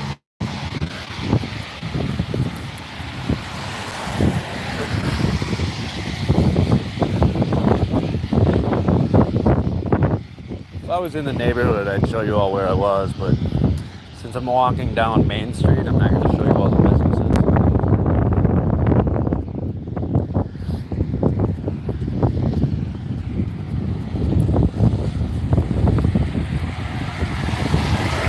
Not unless you want to come pick me up and give me a warm, dry place to sleep tonight.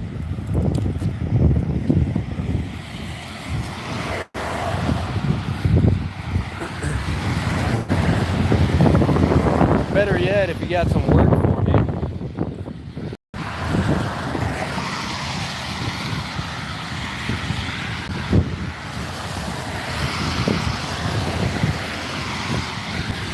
I even stopped at, like, I hate cars. I grew up with a father that was in automotive for 22 years.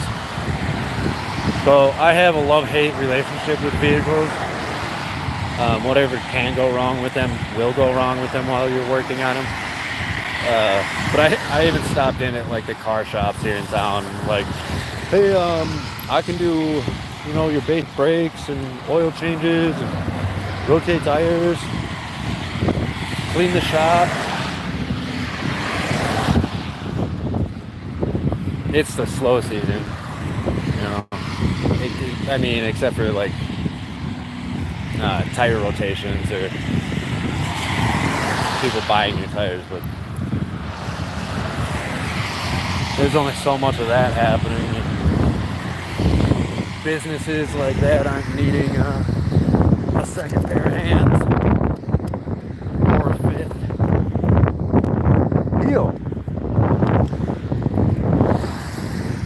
Heal.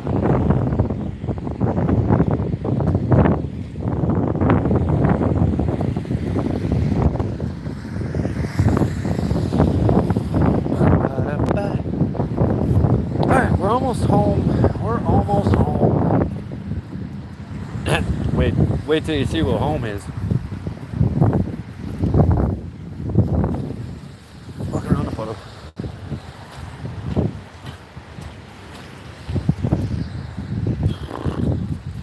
Ooh, it's a wet day.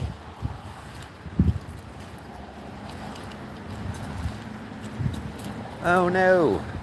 Oh no.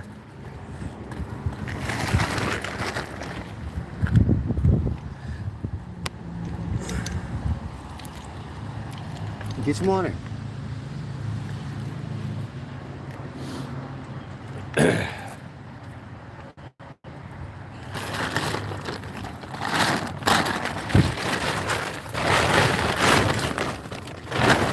Home sweet home.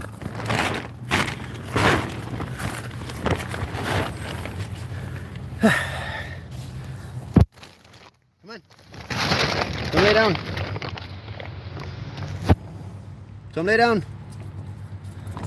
Okay, whatever. If you really want to be out there, you can be out there.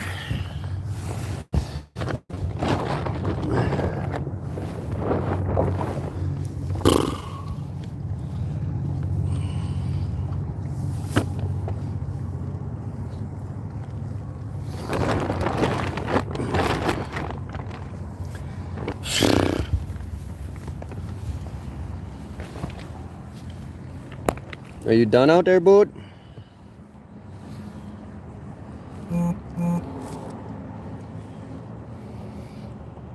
What is it?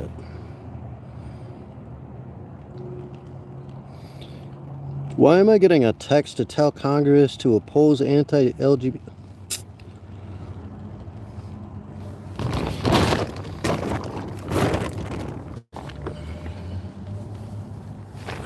That's not gonna work.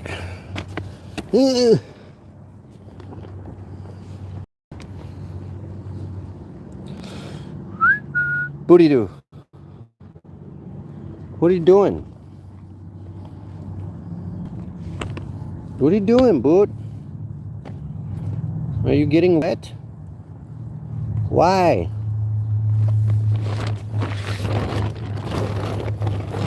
Come on.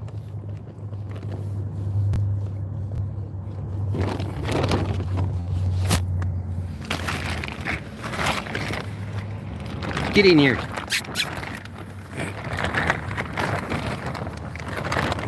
Not today. Okay. He's just getting something to drink.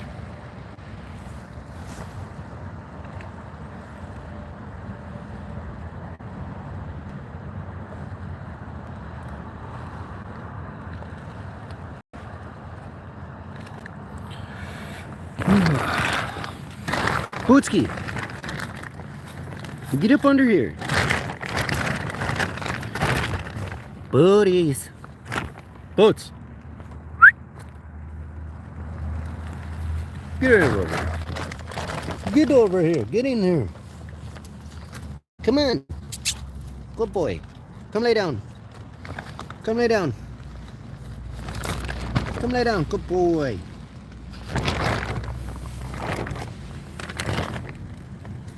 No. Lay down. Lay down, booty doll. Lay down. Lay down. Lay down. Lay down.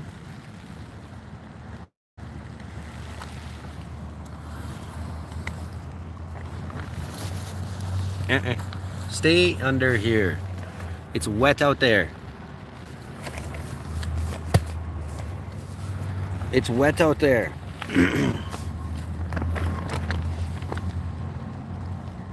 Yeah, it's wet out there. And it's gonna get cold tonight. Stay dry, please. Boot, come.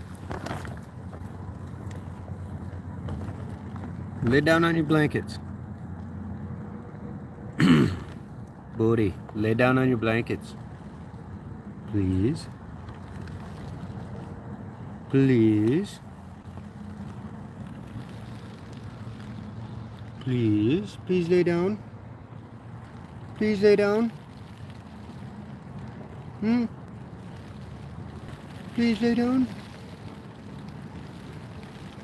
I know we're under a tarp. I know we're under a tarp. But that's because it's dry under here. Please lay down. Come here. Come here.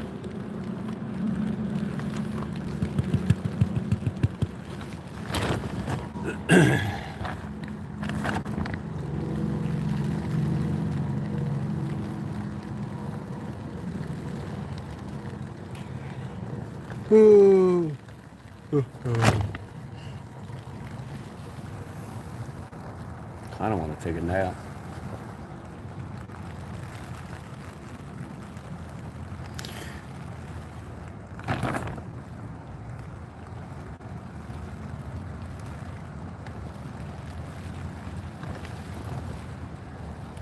Guidelines. Guidelines. Bootski-doo. Will you lay down over there?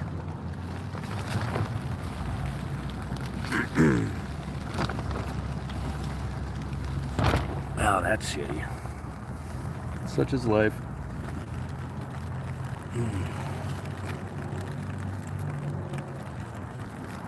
No.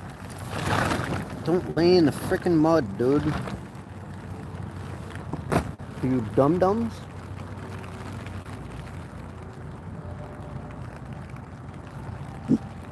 No. Leave it.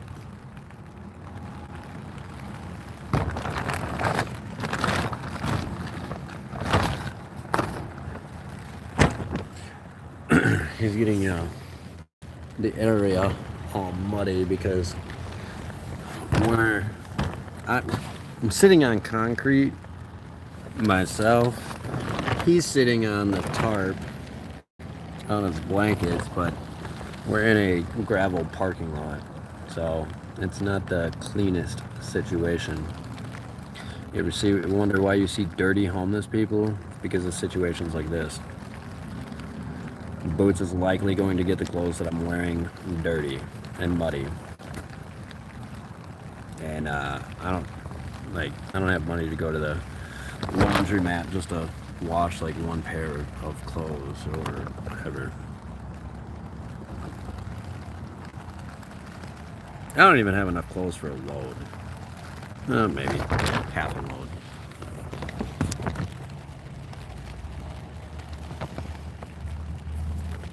But such is life.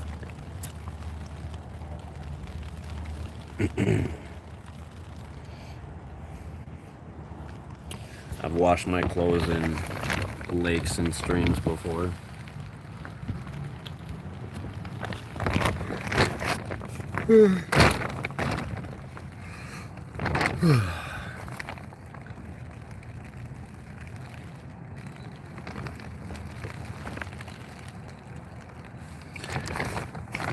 Let's see, what's my battery at? 50%.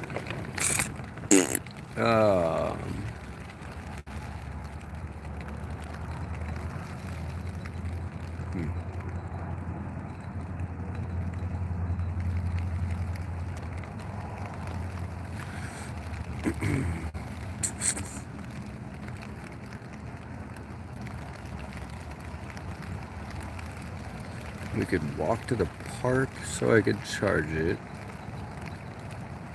We're gonna get wet doing that. And it's already 2:30. Nope. We'll just be staying here for the foreseeable future.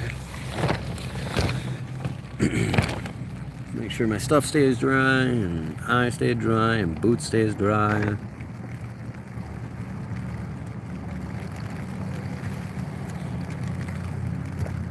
We got a battery bank that'll charge it most of the way back up. That way I don't have to sit outside under a tarp in silence and not have anything to do. People wonder why homeless people have phones. First of all, the government hands them out like candy. Second of all, the hell, you all go home and watch TV or whatever, hop on your game systems until 10, 11 o'clock at night. It gets dark at 5:30, 6 o'clock. Without a phone, I'd be sitting here twiddling my thumbs in the dark.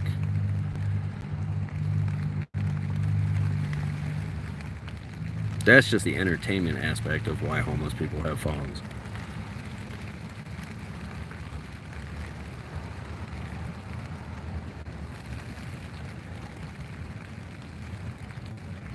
But it's always the people that want to be judgmental that are like, whoa, you shouldn't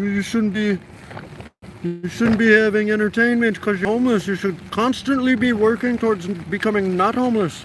Yeah, it's impossible, bro.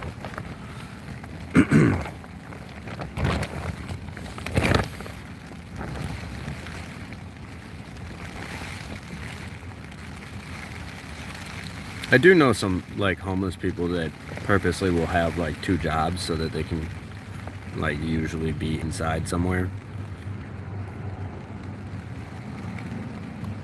And then they're only outside if they don't have a vehicle, then they're only outside for the nighttime, or they're only at the shelter for the nighttime.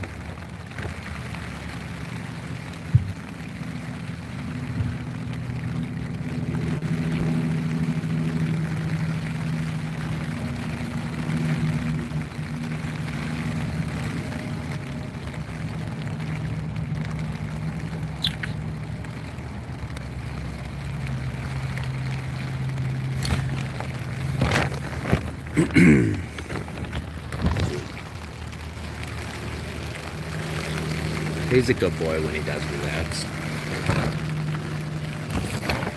And he'll stay dry right there. He's more comfortable than I am, I guarantee it. I'm sitting on a tent rain cover so that I keep my ass dry. Leaning up all awkwardly against an air conditioner. Stuffed in next to my cart. Full of my stuff. Trying to keep us and everything dry.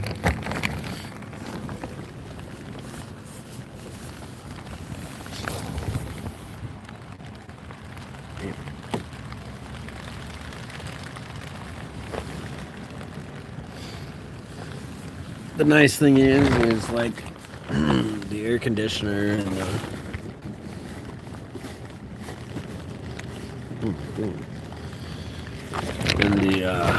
cart that I'm sitting next to are pretty good wind blocks.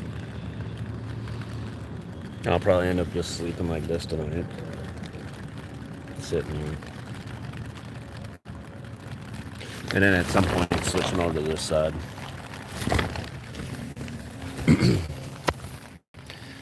That depends on whether or not my back can take that, or for how long.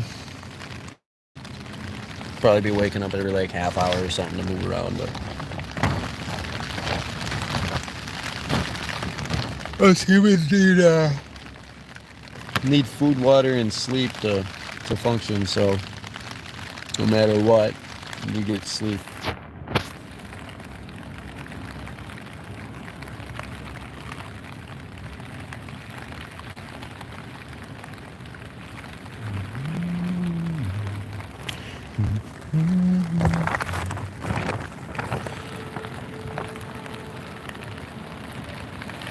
Always, man. I'm always thinking about things I can do to better the situation.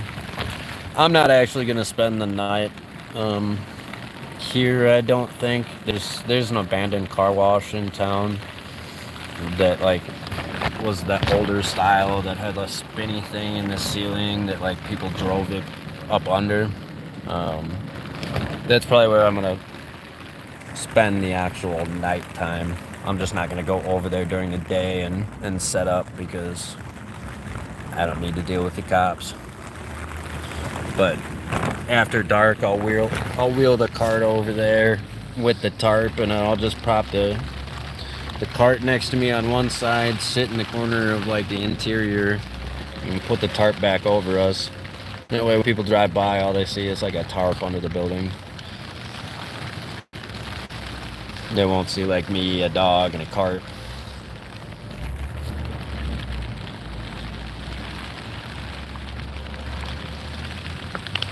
I shouldn't even call that a cart. It's like one of those kid bike trailers.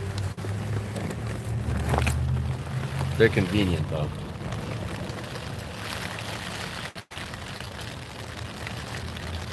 Cool thing is too is like when I am out biking, when I'm pulling this, like if Boots gets tired, I can reconfigure the way that everything's in there, and like he can ride in it.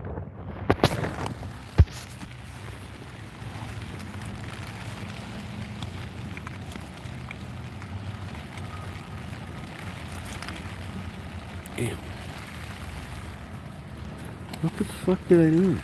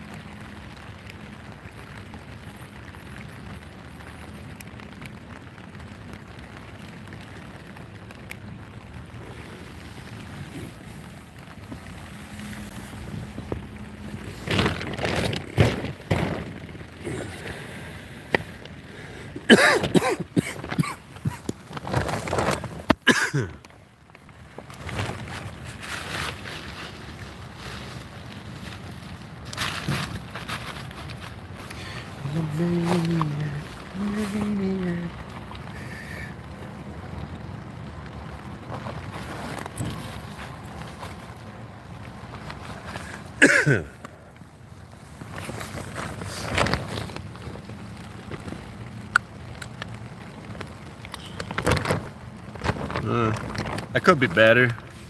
I've been sitting under a tarp for the last couple hours. It's raining. And it smells like wet dog under here, so cologne time.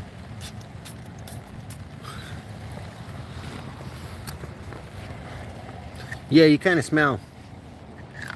But it's okay. I love you just the same.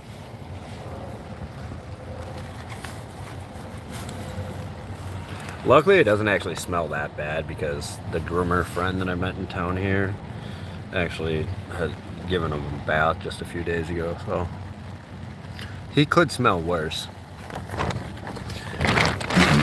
Basically, like, I'm in a gravel parking lot. It's complete.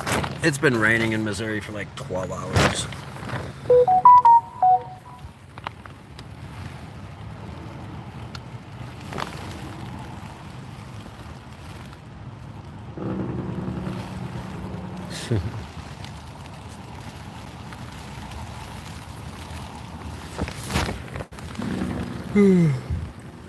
Just part of the life of being homeless.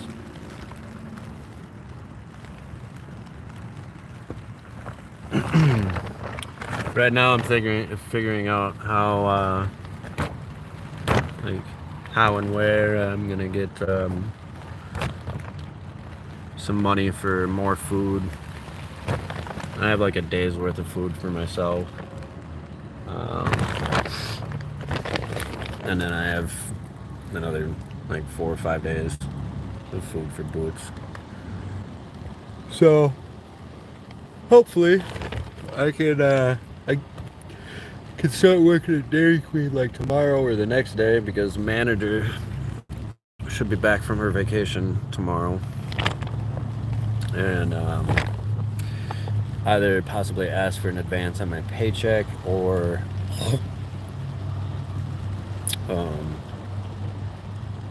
ask the groomer lady here if there's some way that she could, you know, help me out with giving me a small, you know, like loan until I got my first paycheck. That way I don't have to worry about it. By the grace of all you people watching, I was able to spend a couple nights in a hotel room that allowed me to largely avoid this rainstorm that's happening. But I had to check out at 11 a.m. today. So since 11, him and I have been sitting under, well, we had to walk about 45 minutes back to my stuff, but we've been sitting under a tarp ever since.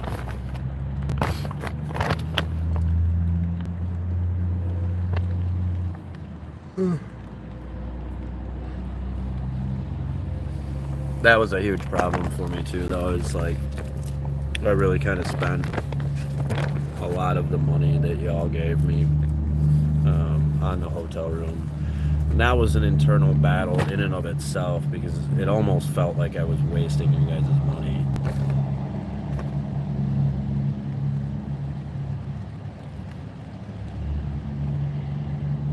But I mean,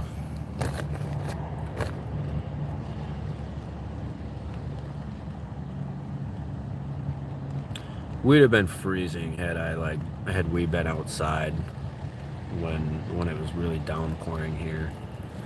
Because I, like, the area that I was probably, like, that I was thinking about going if it was gonna rain, definitely flooded out a little bit more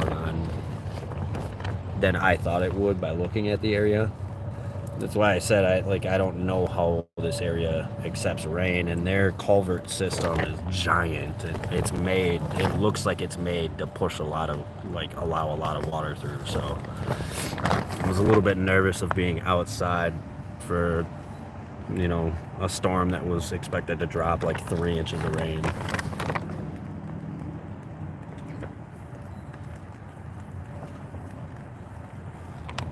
And at the end of the day, like, if it was just me, I wouldn't have bought the hotel room. But I gotta take care of the dog.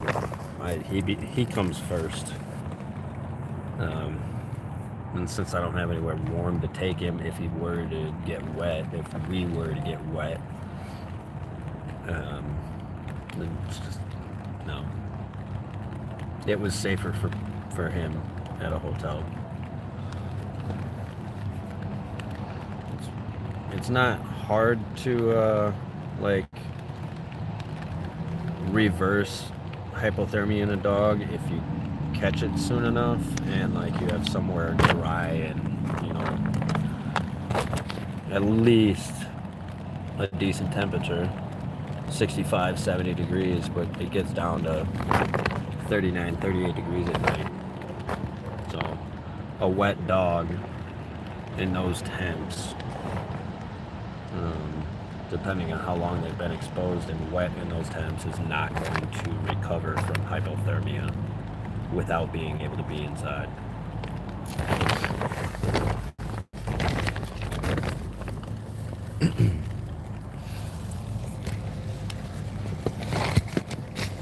And he actually did really good in the hotel too. He stretched out on the bed and enjoyed every minute of it. And of course I wasn't going to tell him to get off. They had like hard composite floors in there, so of course he got a comfy sleep.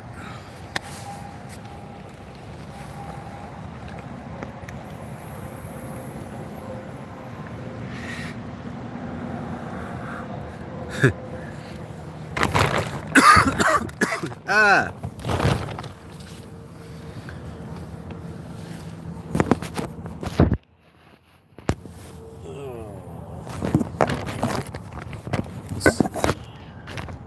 Yeah, sure. That works. Kind of, I guess.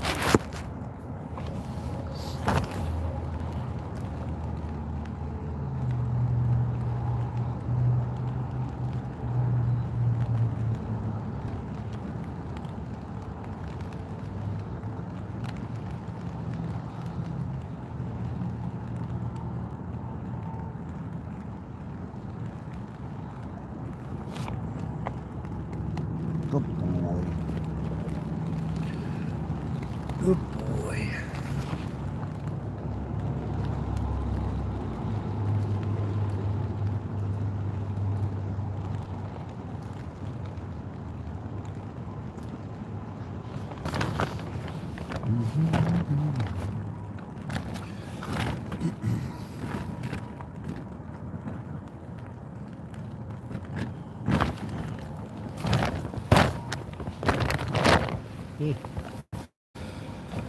Fucking tired.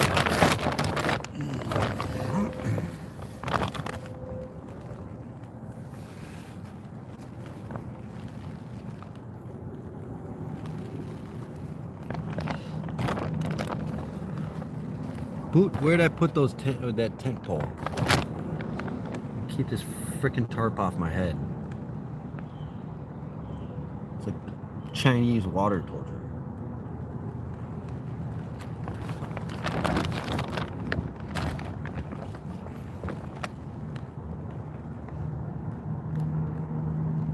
I'm not losing hope.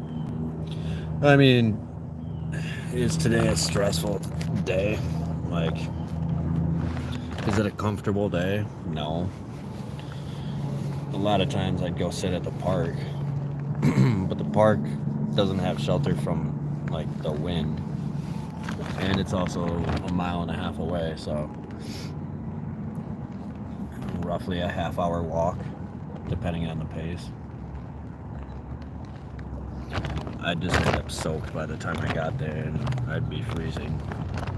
I could take shelter in the bathrooms, except for it's one of those composting style bathrooms.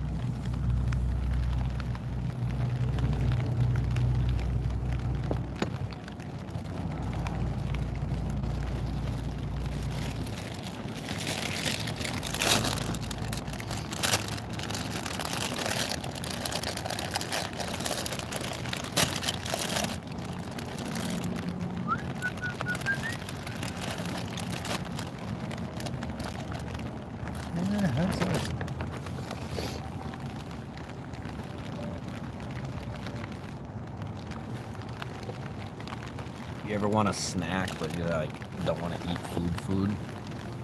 Tortillas and taco sauce or hot sauce, great snack. Just watch out. Your butthole might get mad.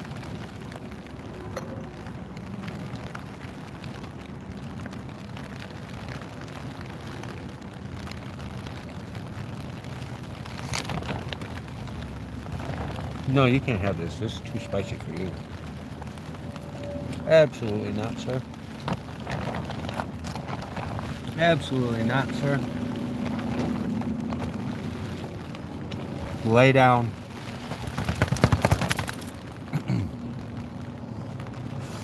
Lay down. Lay down.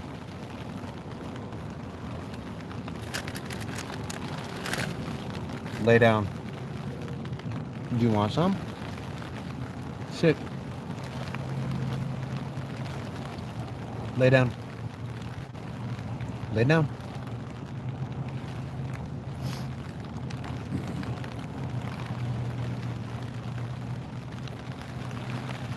Yeah, no worries, man.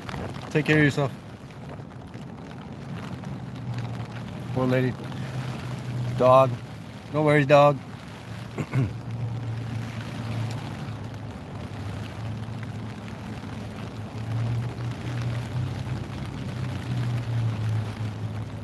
Boy.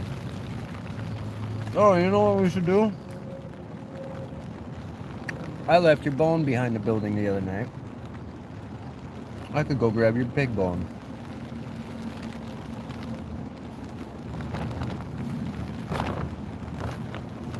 I could run over there quick.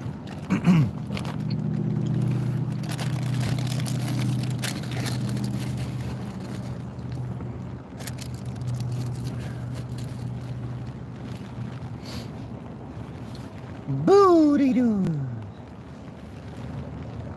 Are you a good boy? No, you're dirty feeted.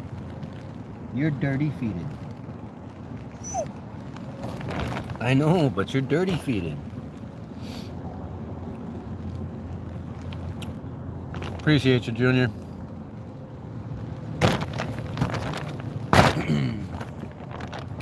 It's definitely not a enjoyable situation.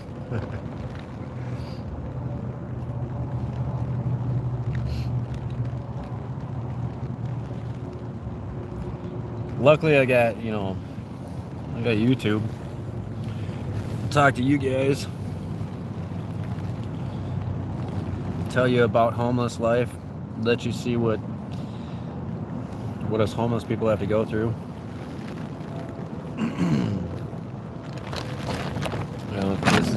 This is a part of the life that a lot of people don't think about. Like, there's not really any shelters out there. Like when you go to the parks, pavilions all have like open seating. There's no walls to like block yourself from the wind, and if it's windy enough and it's raining, you're gonna get sideways wind that blows up onto the pavilion, so you're still getting wet and you're still cold. That's why you'll find like homeless people in the bathrooms at parks, or like the porta potties, because it's somewhere to stay dry. And if you can stay dry, it's easier to stay warm. No, lay down. Lay down, buddy doozers.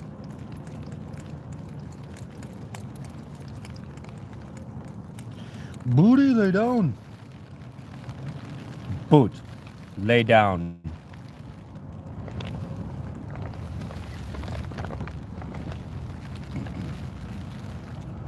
Thank you, good boy.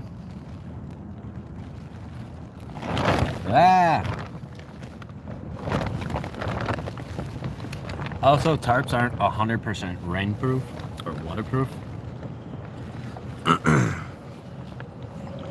When they whip around like that, water does seep through.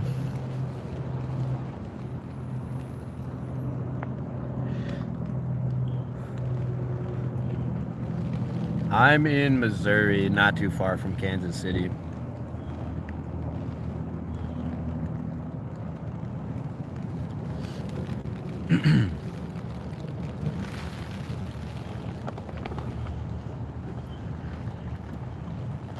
And I'm glad you came out the other side, Ash. There's a lot of people don't. You know, a lot of people get stuck in the cycle of being homeless, or you know, they become homeless and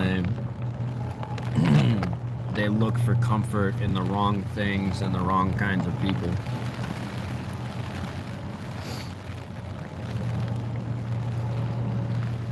Or they give up part of themselves for quote unquote protection on the streets. A lot of women do that.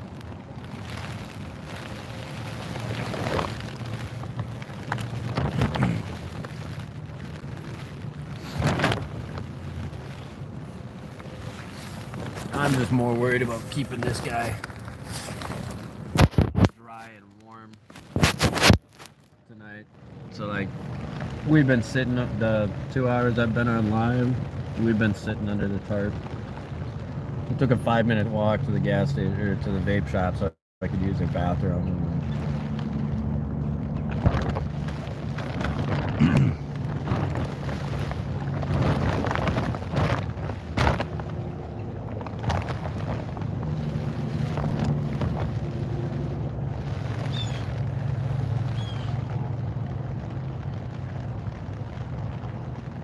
Yeah, no, I mean, like, it is possible. I have a job lined up for tomorrow at Dairy Queen. I gotta go talk to the manager, figure out when I start, but she was going on vacation when I first got to town and was looking for work for a week, so she told me to come back in a week after she's back. And if I didn't have a job by then somewhere else, she would hire me and let me start. Like, I told her that like, I'm homeless, like I need the job. I'm one of the people that, like, I'm not gonna be calling out, you know, on shifts, because like I need the money. I need the money so that I can find a place for boots and I live. You know, if that's, whether that's like renting a room from somebody, renting a camper in their backyard or on their property or something like that, whatever it looks like. There's an old school bus, like a medium size, not a short bus, not a like full size, but there's a medium sized bus in town here that I want to find out how much it is, and then see if I can buy it and turn it into a living space first, and then once I get on my feet and I can actually find like a maybe a piece of land, buy a piece of land, put the bus on it, build a little cabin. Once I build the cabin, I can turn the little school bus into a food truck. In Minnesota, there's a food truck called the Brick Oven Bus, and they literally had, like, they built brick ovens into the back of the short buses, and they did brick oven pizza.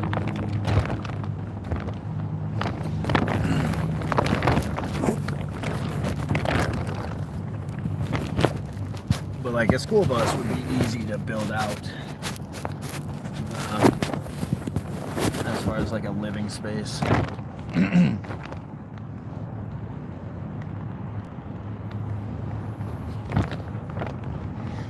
And I used to live in an old like E150 conversion van, the Ford E150s.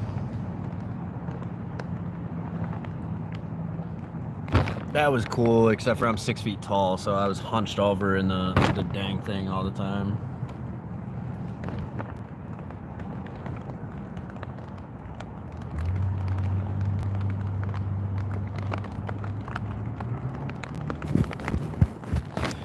There's a thrift store in town that does a little bit of like help. They'll give you some clothes. I specifically got boots because I'm homeless, and like he pulls security for me at night. And Ash, since you've been homeless, you probably know what I mean when like I say it's hard to sleep out on the streets because you're constantly worrying about people stealing from you or the cops finding you and having a problem. The other thing is having a dog makes you look a little bit more normal.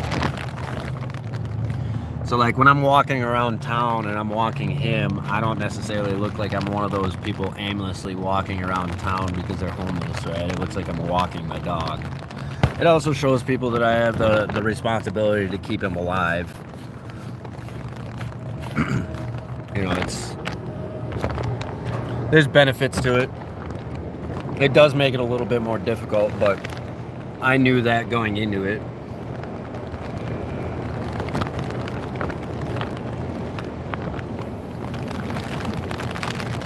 And he's a cattle dog, so like they're outdoors dogs.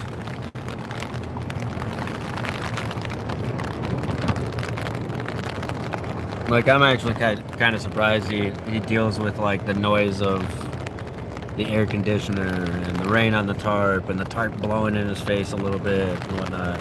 But he does just fine. Jesus.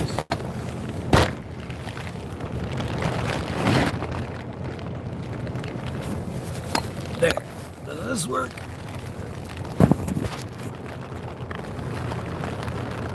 Finally. Kind of. Oh. The emergency services is right across the street from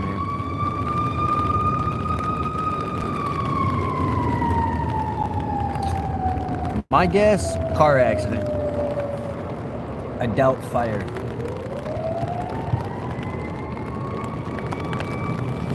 Scared me for a second though. I thought those were like weather sirens. I was like, fuck, are we gonna get a tornado?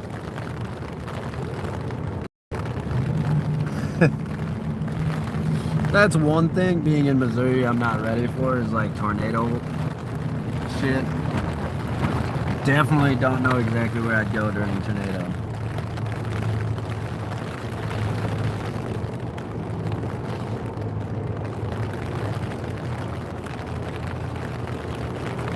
I have a pretty positive outlook on things. Like the thrift shop gave me a couple pairs of pants and some new shoes. The way I like to think about that is like the universe knew the clothes that I had like were sweatpants. They were for like staying warm, and they've been worn. They're a little bit dirty. Hey, what up? Thanks for watching from Germany. So like the universe wasn't gonna give me a job before it gave me 2 pairs of pants to be able to like wear to work. Yes, I know I don't have any money, balance shield.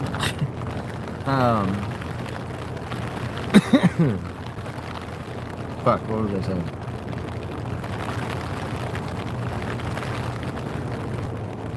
I don't know.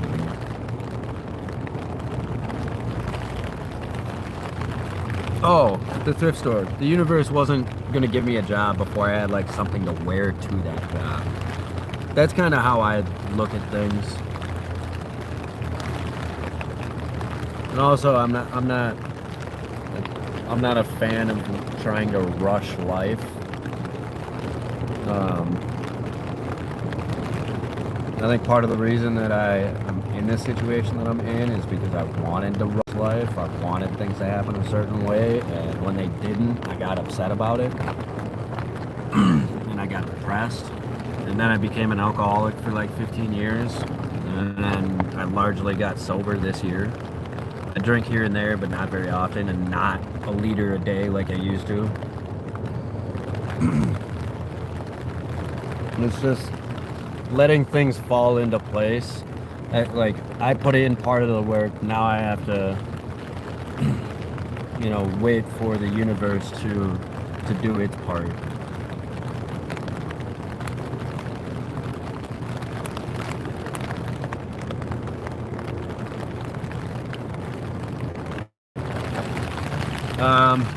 I had a can of soup. I have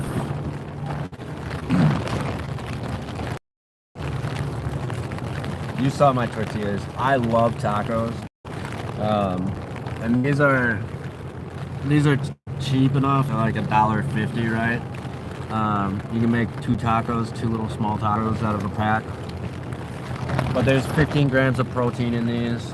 So I got 1 of these left, and I have 1 can of soup left, and I have some tortillas. But I'll be fine. I'll figure it out.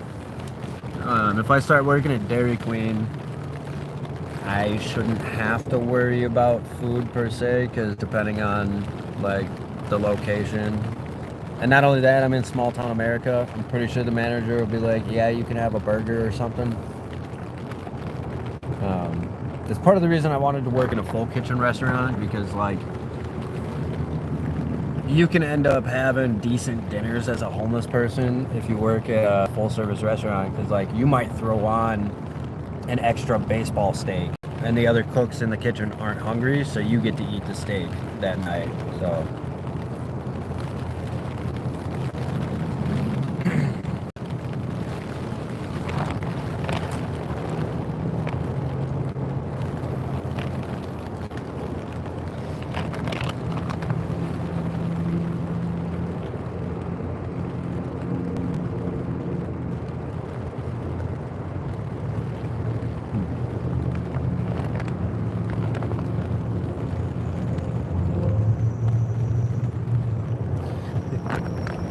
I always wonder what people think driving by.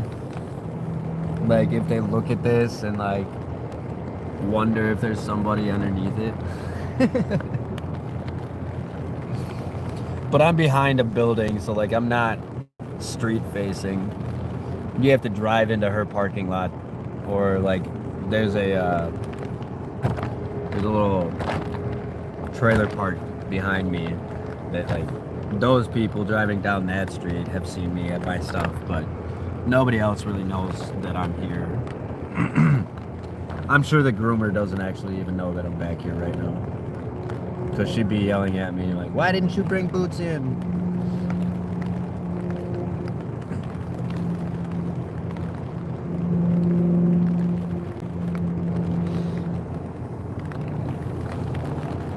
Oh.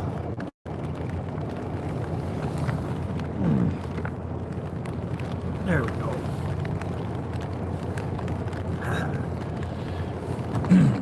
Back's starting to get stiff. I had to crack it.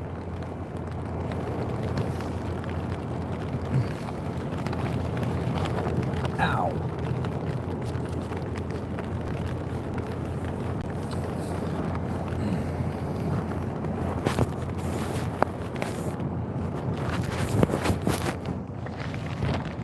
Oh, thank God.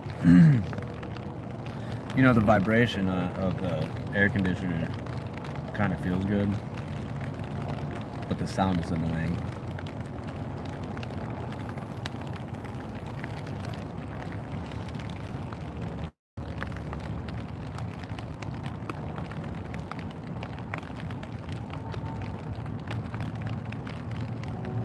As far as like food goes too, I won't tell you what I have, but I have a couple tools. I don't have a gun, but I have a couple tools that I can like hunt with if I need. I could go get myself a rabbit or a squirrel.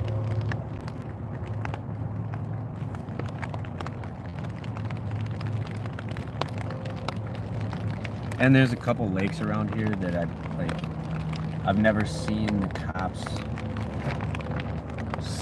stop anybody fishing at. I haven't seen very many people fishing the lakes, but that's like a last resort type thing because I don't have a fishing pole, so I'd be MacGyvering a way to fish, and it would look funny, and I don't even know if it'd be technically legal to fish how I would end up fishing, because I don't even know how I would end up fishing. Stop laying in mud, bud. No mud. You're not a mud bug.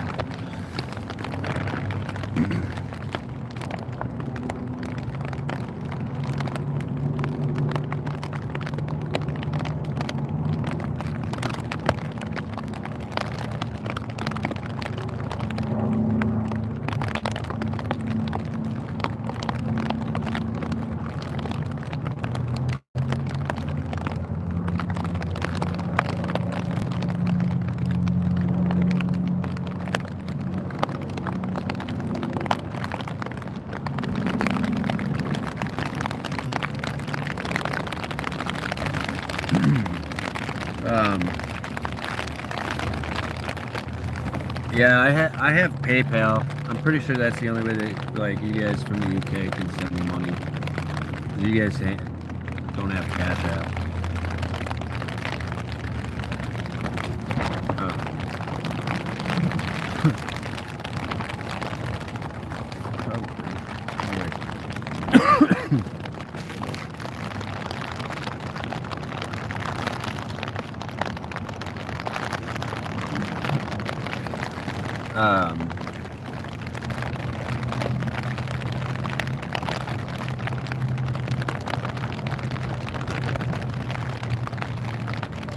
You can send me money, but in no way am I asking for it. The email that my PayPal's under is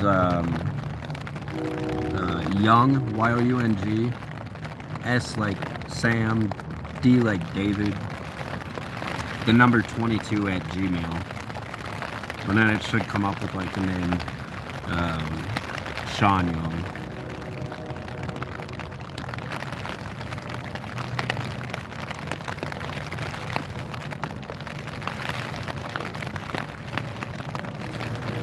Surprised I remember all that stuff.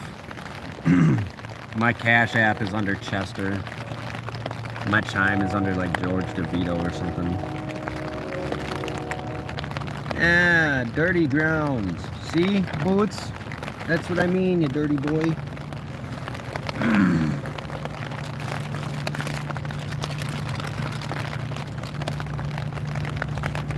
Wet wipes are essential for homeless people.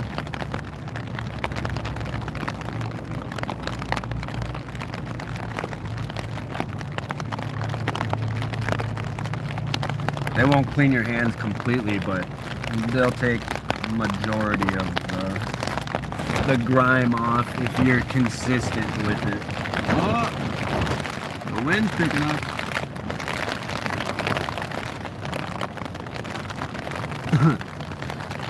Last year, while I was kind of outside during the end of winter in Minnesota, my hands were so dirty because the area I was in was a gravel area as well, but it was so dry and dusty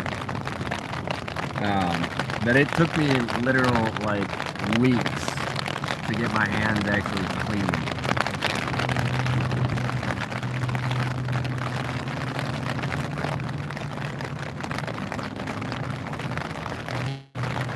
And then on top of that, it took my this fingernail and this fingernail. You can see a little like weave in it. Took that like 9 months to grow back because I injured it and then got like frostbite too because I couldn't keep the fingertips warm. So like the fingernail died and everything, but the cold wouldn't let my hands heal. I appreciate you, man. I appreciate you. Yeah, that was wild. So I feel bad for all those people that just got hit by Helene in North Carolina that we're all of a sudden gonna have to deal with like 30, 40-degree weather and they're sleeping outside and stuff. A lot of people aren't like, they don't have outdoor survival knowledge. It's just not something that like we teach people in America anymore because we all think we live in a perfect little society where we'll always have somewhere to go. For those people, like, number one thing about being homeless is take care of your hands and your fingers, especially in cold temps.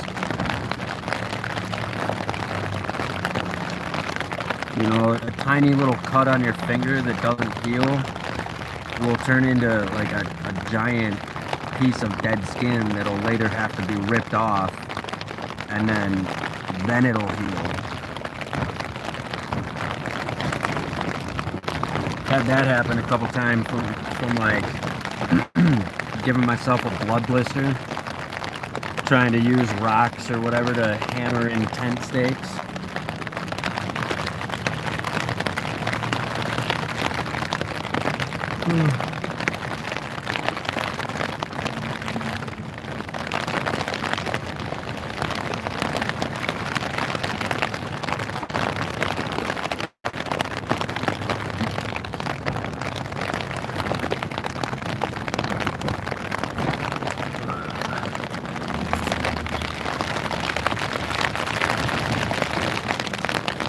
Wait! It's picking up that wind.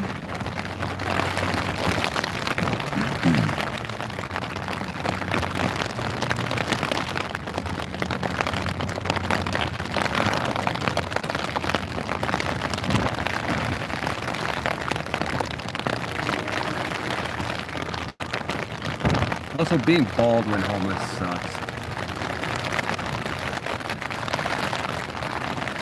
You people that have hair are lucky. That's why I keep the hair on my face, because I lost it up top.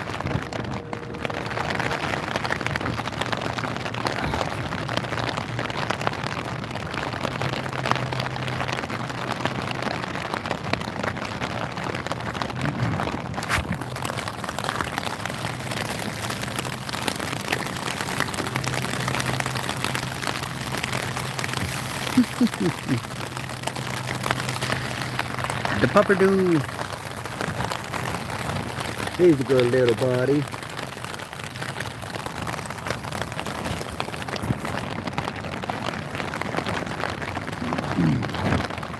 Ah.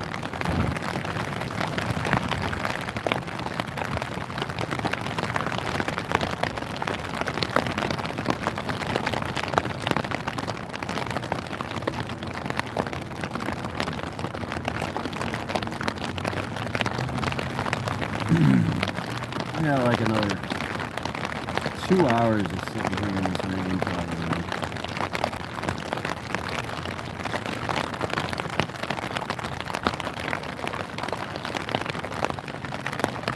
What an uncomfortable spot too, though.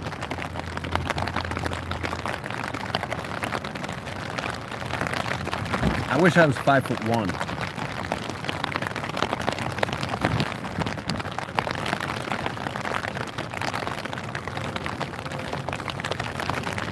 I think 5'1" would be sweet right about that.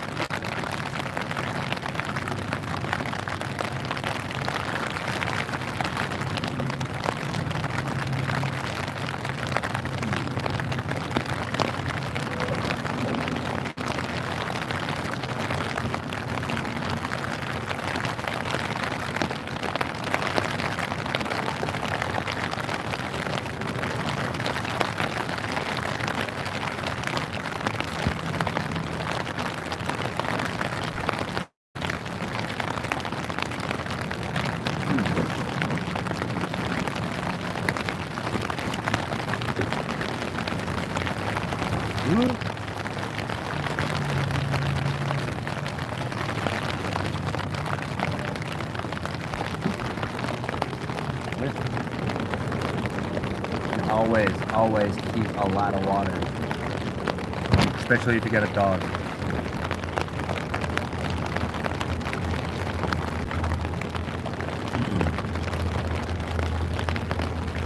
Granted, the dog can drink rainwater, and there's a bucket. There's like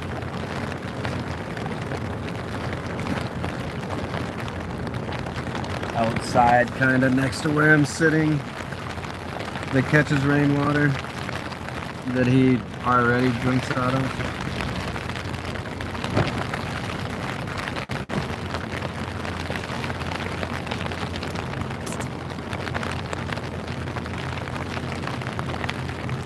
Well, it's raining enough that the concrete's starting to get wet.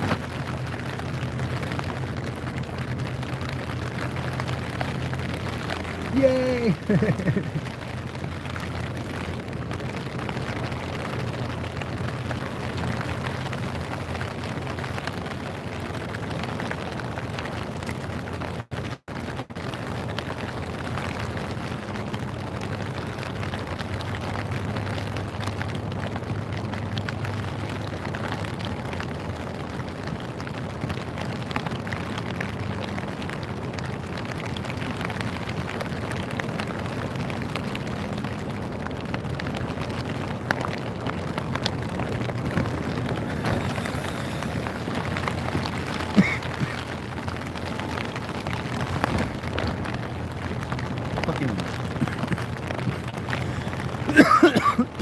Damn cart. There. I don't have to keep it up.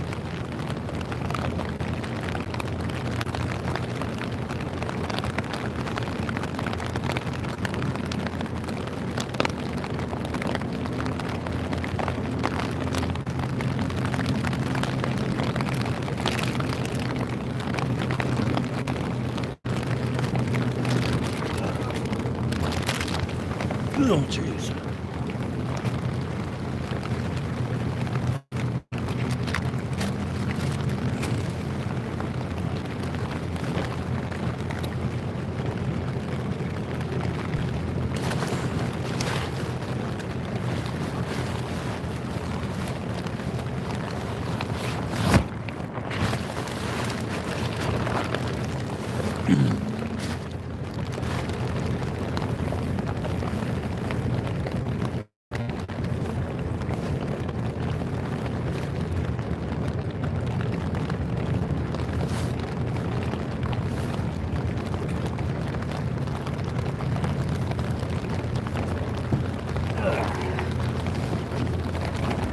Oh, yeah, that's a little bit better. But that's not. My new shoes are muddy. So are these pants.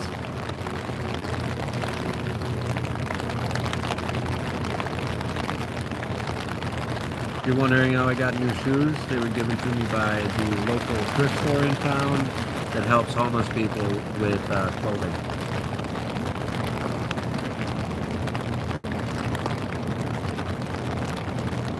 I had a pair of Merrill hiking water shoes. They're not very conducive to cold weather. They're kind of perfect for this type of weather because it doesn't matter if they get wet. But I needed some shoes that looked a little bit more like they should be worn to work.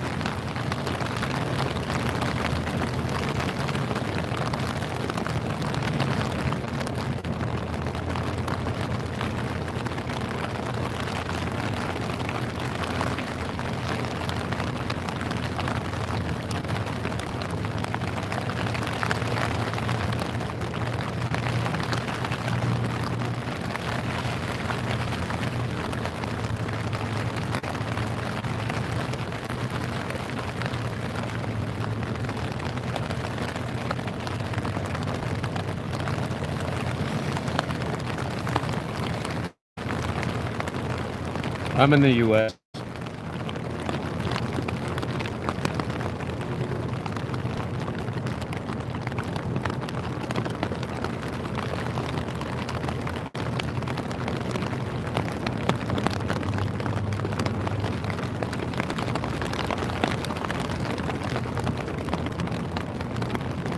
Ooh. you farted.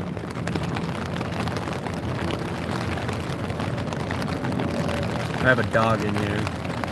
He just tooted.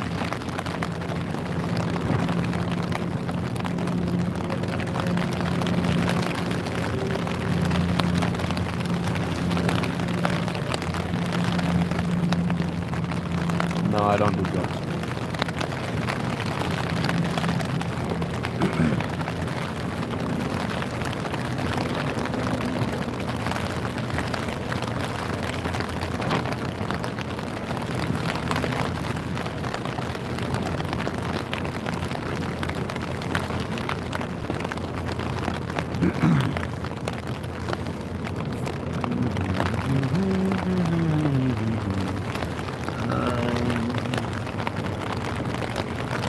Dreaming of a white Christmas.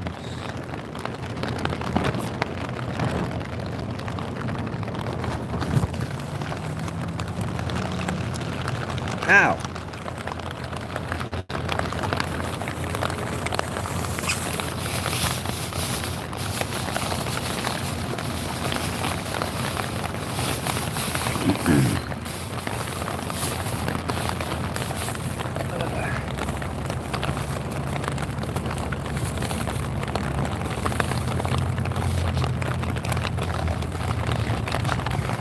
Thank you, I appreciate that. People don't become homeless because of just like one thing in their life. It's a series of decisions or lack thereof.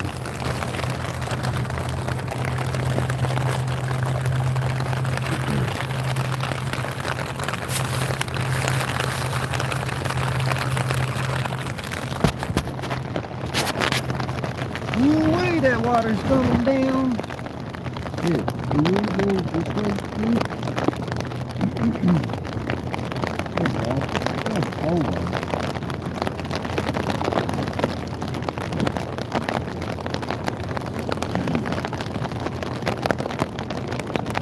This blanket's gonna be dirty AF. Oh, man. I don't use it as a covering. Yeah.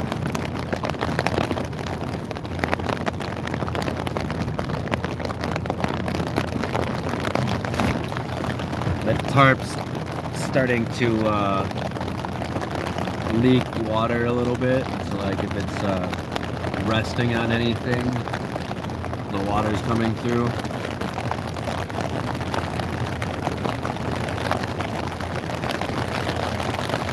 Yeah, no, the government doesn't really. I mean, there's assistance stuff out there, but it's so overloaded with people that have been using it for 20, 30 years. And then there's people out there like women and children that need help.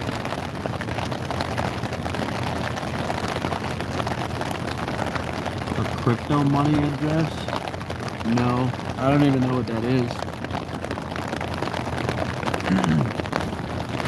I have Cash App and PayPal. I assume you're talking about some type of cryptocurrency, or maybe it's an app for crypto.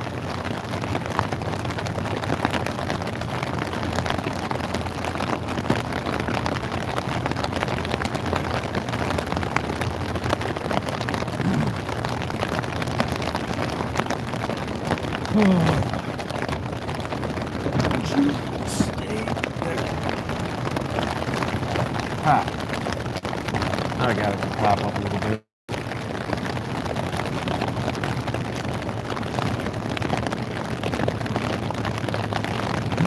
Go ahead and throw on a little blanket myself.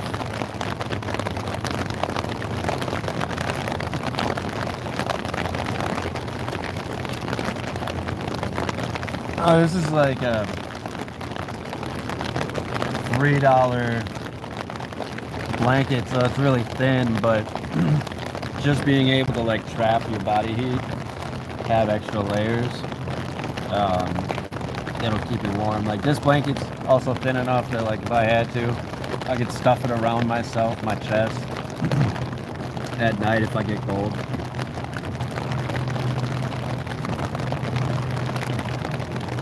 Mainly I got them for boots, for like kind of weather like this.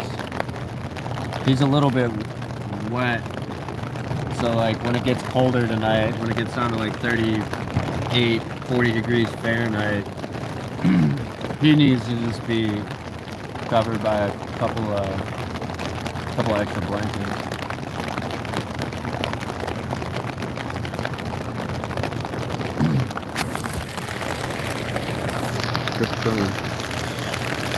I think if I click off of this though, like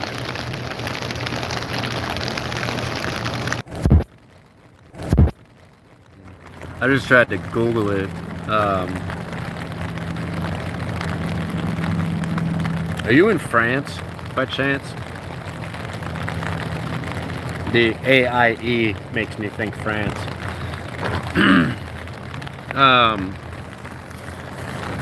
It didn't come up for me right away when I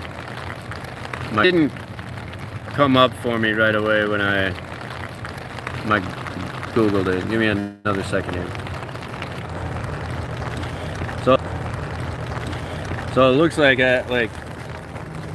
Crypto Money, like, is that a specific app? Or is that just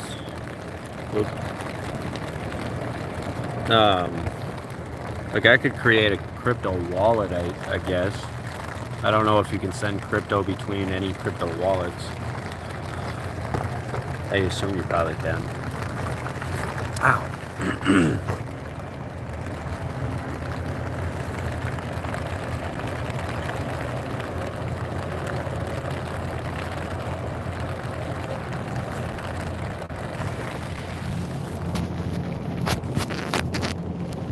I could do that. That's something I could work on. I can't really do it while I'm on live, but once I get off of live, I could work on that while I'm sitting here, you know, staying out of the rain. I got nothing else to do.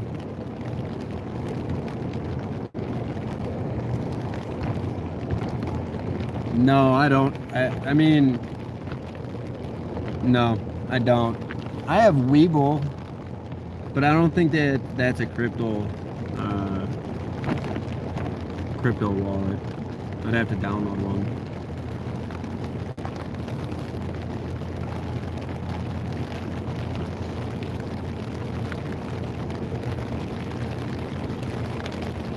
I don't know how long it would take me to download and set up, or I'd do it right now. But I mean, if you're serious about it, I'll tell you what, like I tell everybody else that is offering to send me money, I'll set up a wallet like tonight, and if you want to check back in with me tomorrow, or you can find me on X.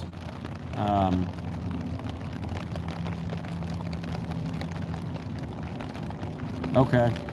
Yeah, I mean, but if you want to like check back tomorrow, I'll make a little video about like creating a crypto wallet, and I'll like drop whatever detail it is in there. And then if you really want to donate something to me, you don't necessarily have to like tell me when you're doing it. You can just check the video and send it, or not send it. You know, like I'm not gonna be mad that like you offered something and then didn't do it. Life happens to all of us, and I don't know, something might have come up where you needed the money.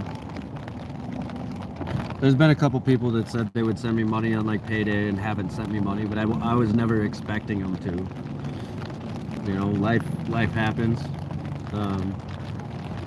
Also, it's very it's very common for people to want to help homeless people, and so like they impulsively say that they can send money.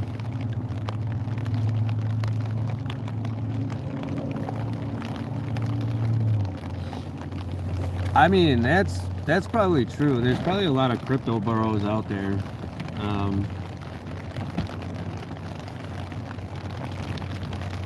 But yeah, I'll do that, Sammy. I'll create a wallet after I get off of live here, and then I'll post a short about it. And I'll leave the details in the comments.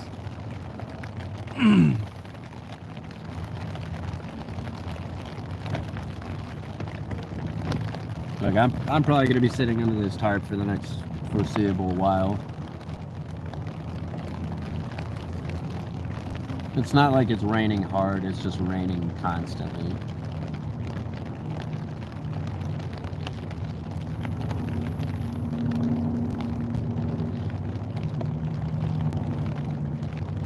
It probably sounds a lot louder to you guys. Closer, the microphone's closer to the tarp.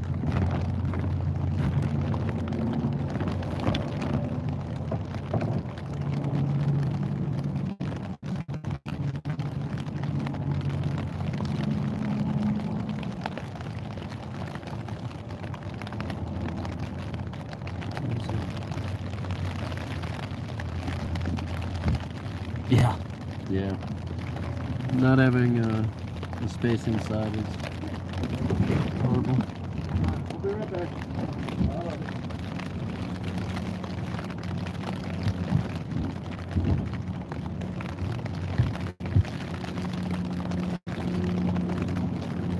You okay? You okay?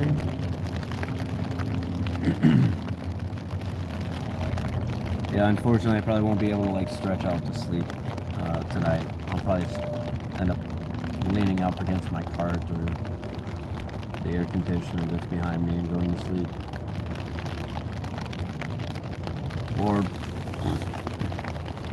something just like that. Either way.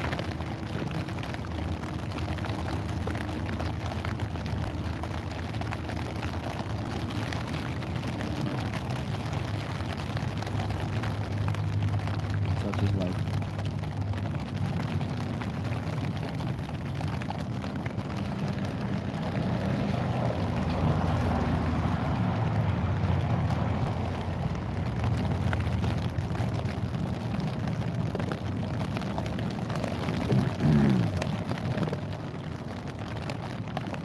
Like a boy, booty doos. Like a boy. Get on there. Stop getting the blanket dirty. We don't have money to go wash the stuff. Silly.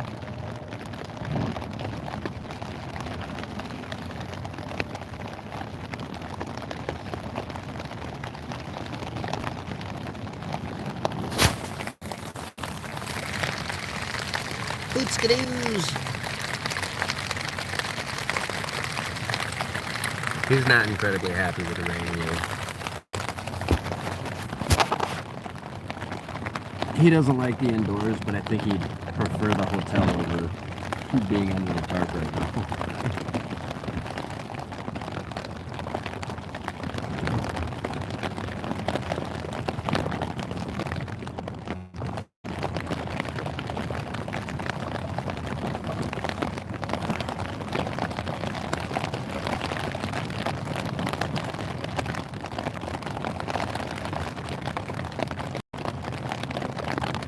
I have PayPal.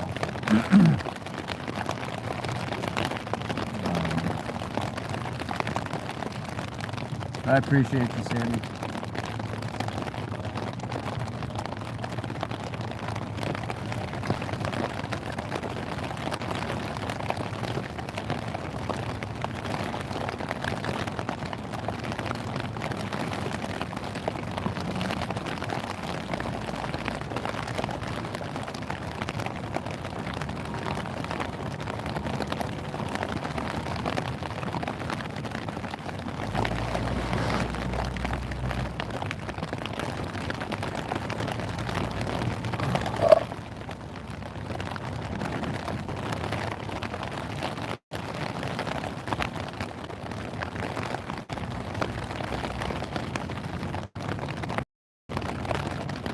Oh, I'll be here for a little bit longer.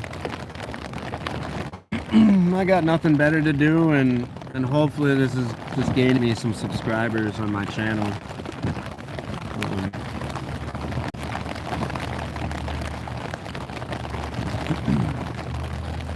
Last I checked, I think I had like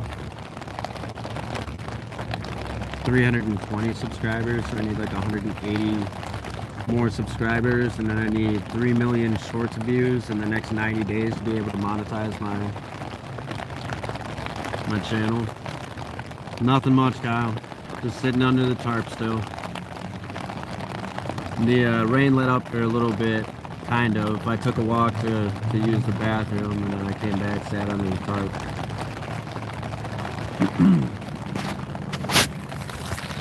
Boots is just laying under his blankets.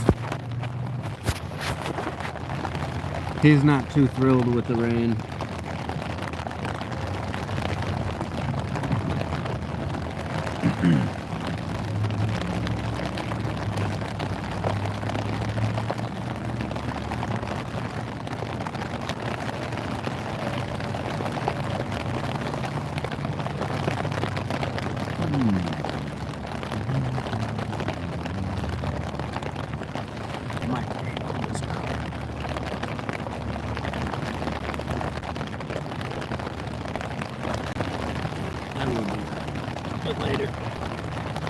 Angle the cart so I can lean against it. My back can stop hurting.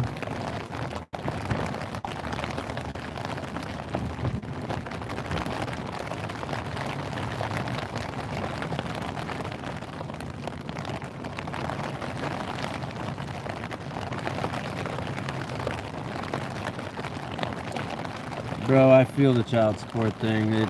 That's a thing. I appreciate you. I mean, I'm not even really on here like looking for sympathy or help. Like I'm not asking for money.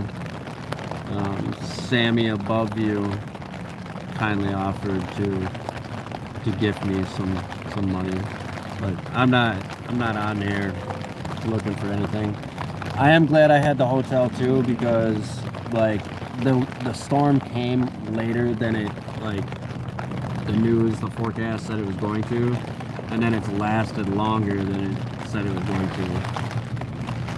But I missed like the brunt of the storm between midnight and 11 a.m.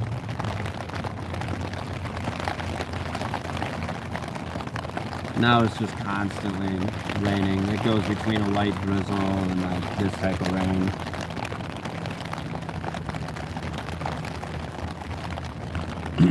I'm just in my head constantly thinking about what I'm gonna do if one or both of us gets wet, because it's supposed to get down to like 40 tonight. So keeping us both out of the rain is the thing to do. Oh hey.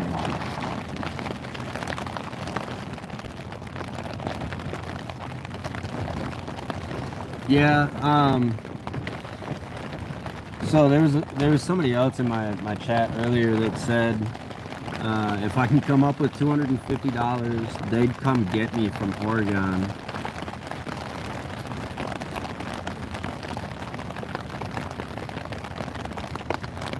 Like, I'll go, I'd pretty much go everywhere except for Colorado and probably Washington, just because I don't want to be in constant rain. Did I say Colorado? I meant California. I would not go to California. I just don't like their laws out there. You know, Oregon, like Utah, Idaho, Montana, those are all places that I wouldn't mind going either. It's just like, you don't go there at this time of the year, you go south.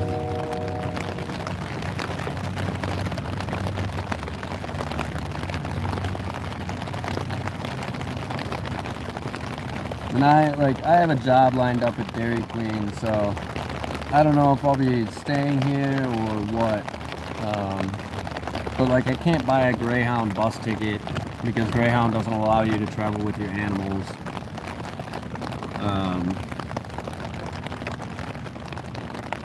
And then like, people that do ship dogs like coast to coast, when I looked it up and I was living in Minnesota, it was like $1,000 for me to ship him to Colorado when I was planning on going there. So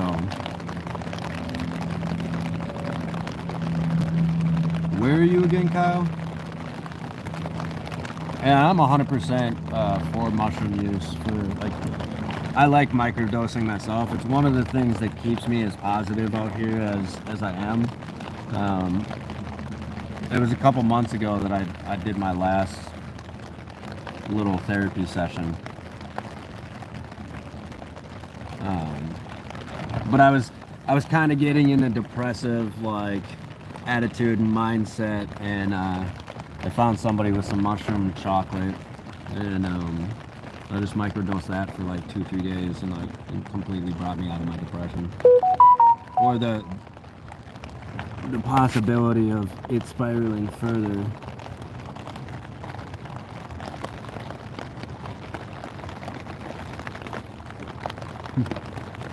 Oh, thunderstorms are expected to end this evening. Cool. Oh, yeah. Wait. Kyle, it wasn't you that said you'd come get me, was it? Wait, yeah, it was.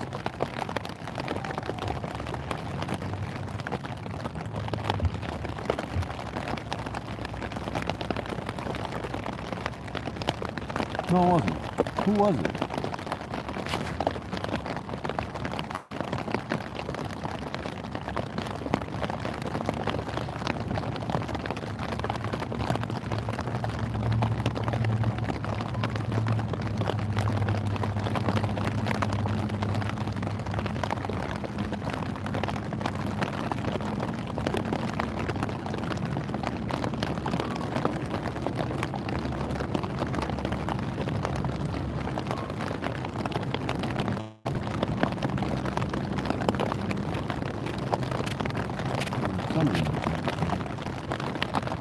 What's up, Niles?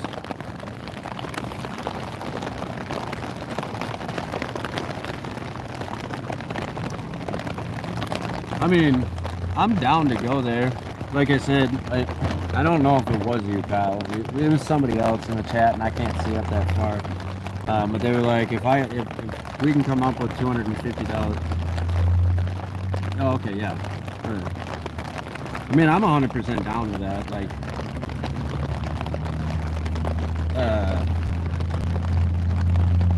I don't want to say that it'll happen through the people watching my YouTube, but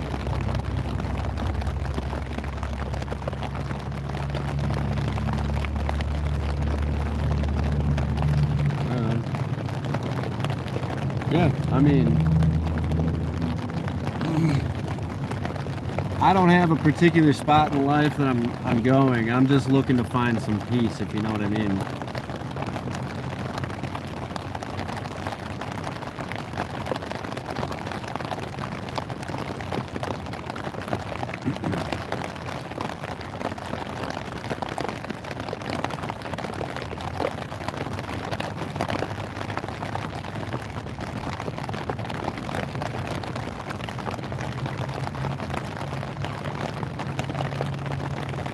You know, it's wild to me that it's always the people that have experienced homelessness and whatnot.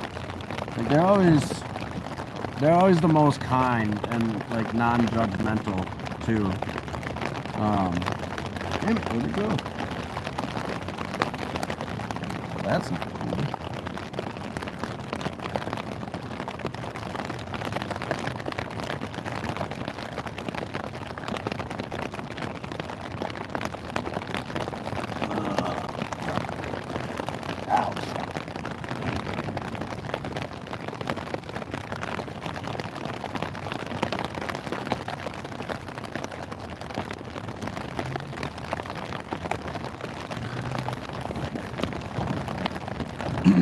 My thing about the homeless shelters though is a lot of times they don't accept dogs, so that's why I was just in the mindset of where I'd have to deal with the suck for a month of working, and then I'd be able to find somebody that had a room to rent or something like that.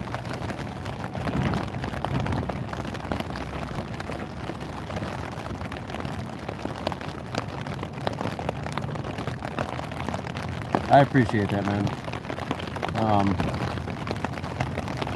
You know, we all have our faults. We all have a past, and we've all made mistakes in life. And I think what makes a good person is when they can accept the mistakes they've made, and then use those mistakes to maybe help other people, or give other people hope, or fucking tell kids not what to do, or tell them what not to do.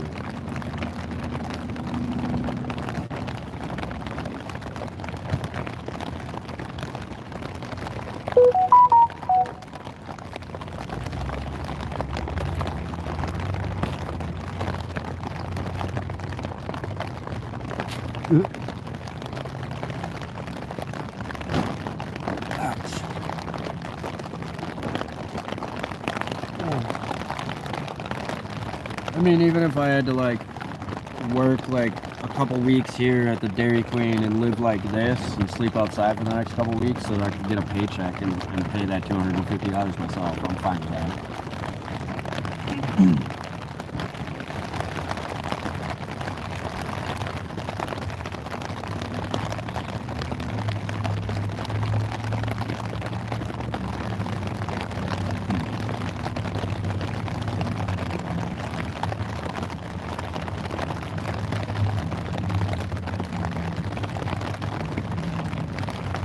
I'm super down with that.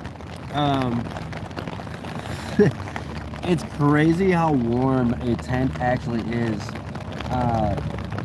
Like if you get one of those like $30-$40 Ozark tents from Walmart, you gotta kind of reinforce the poles and whatnot. But a couple packing blankets that they use for like U-Haul, so you're not scratching your shit. A couple of those over the top of a tent, and then a rain guard over those, you're good all winter, and a candle will keep you warm.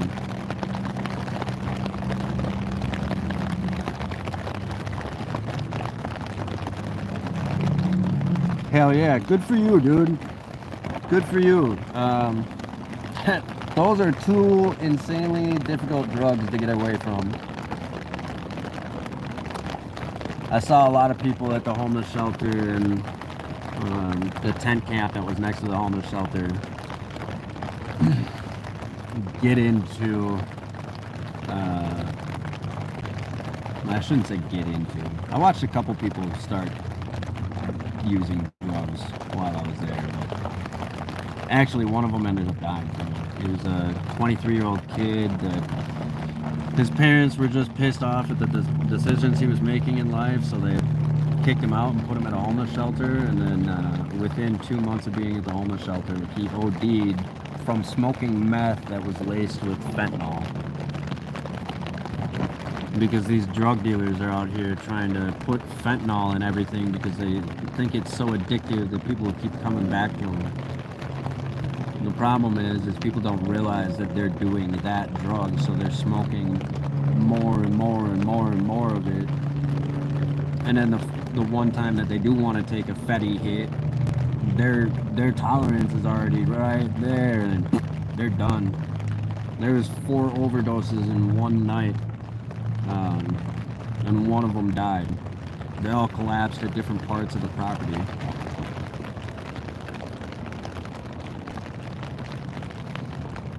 So for you to get off of that and then turn around and want to help, like, bro, that's kick-ass of you.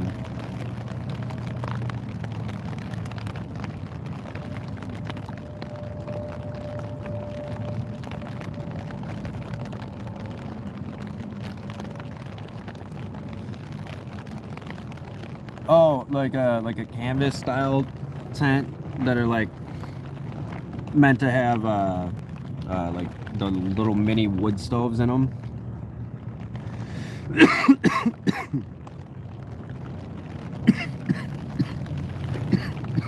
Ah, puddle stopped forming.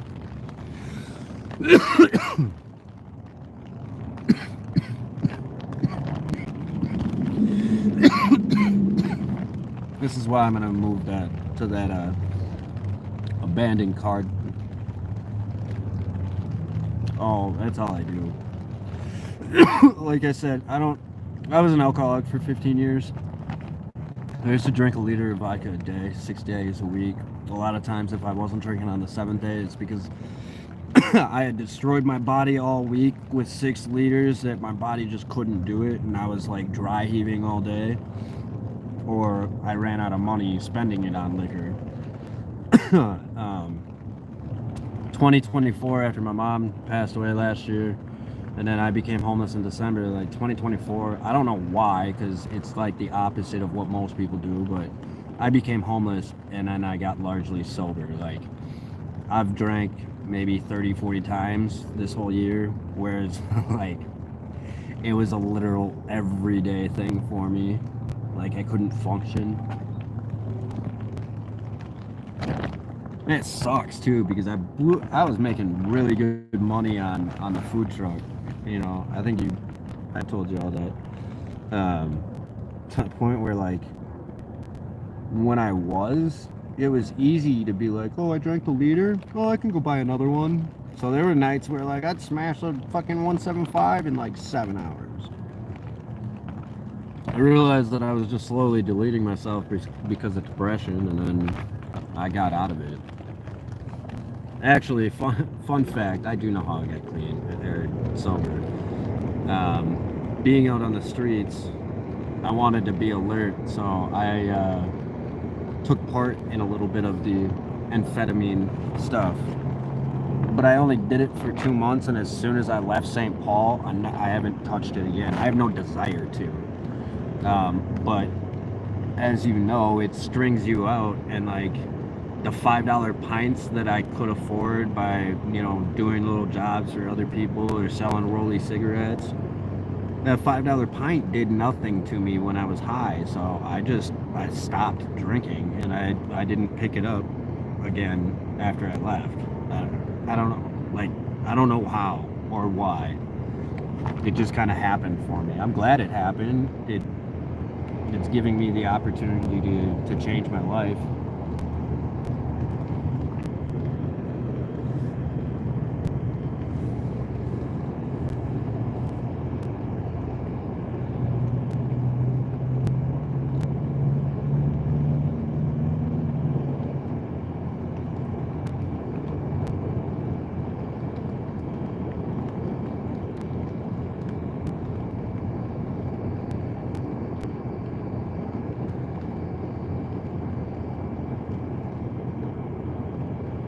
I feel it, dude. It's one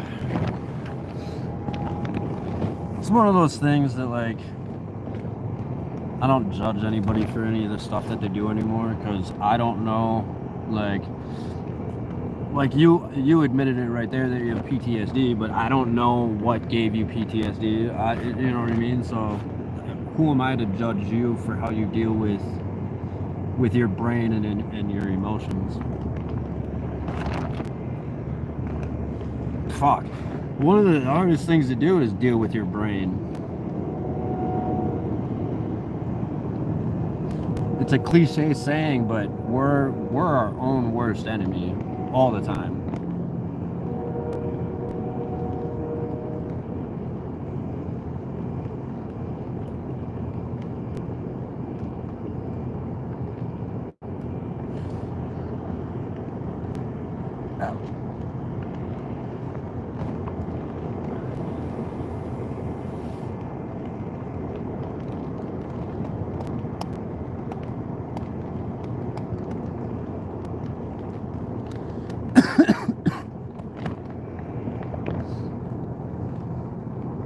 Yeah, I suppose. What?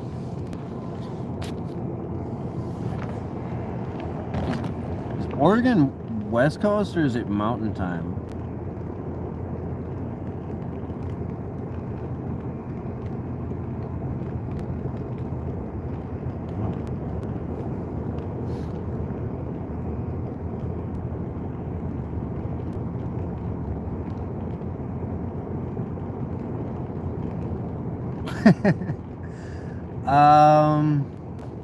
I mean, I don't know.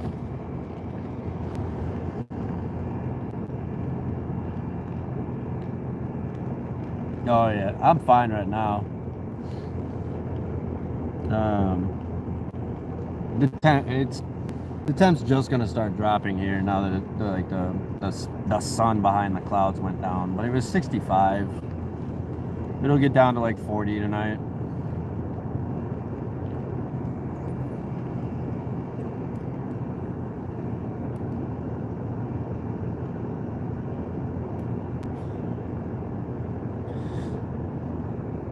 It'll be fun. It's a challenge.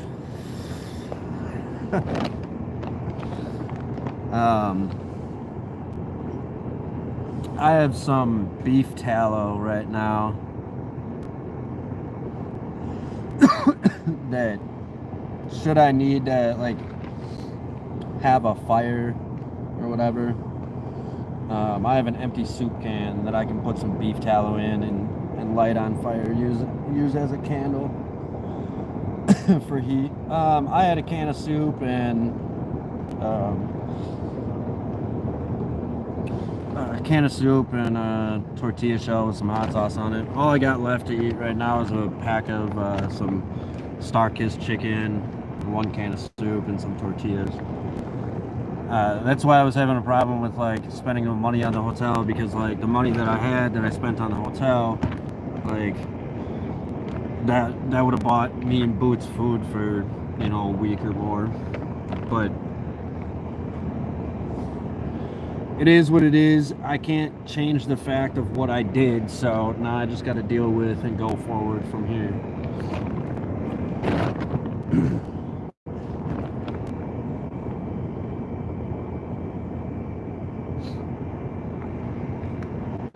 You know, and I ended up buying like Boots a couple blankets, $3 blankets from the dollar store, just so like I have a couple more layers to cover him up with, so that he traps his body heat. He stays warmer than I do at night, but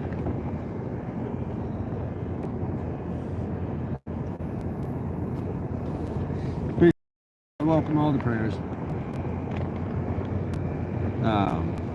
But yeah, he stays warmer than I do at night, and usually, like depending on how I'm sleeping, he's either like by my feet,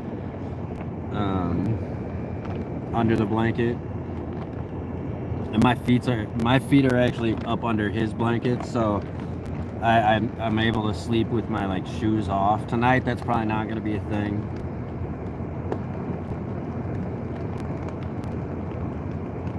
But he's fine. He's passed out right now. He's warm.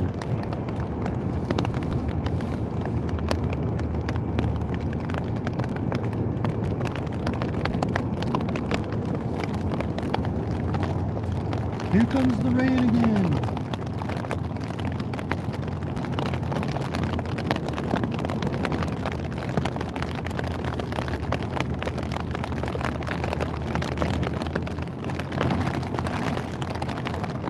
Hootski-doo.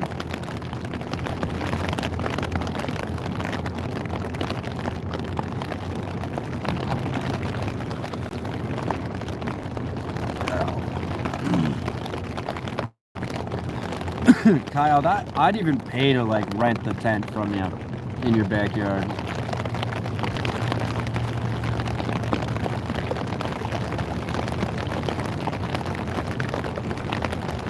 Like, obviously I need to get a job first, but like we can make a deal where like, I don't know, I can help around the house, whatever. I'm a handyman. I'm also a MacGyver. There's not much I can't like figure out a way to fix. Besides engines, I don't like engines.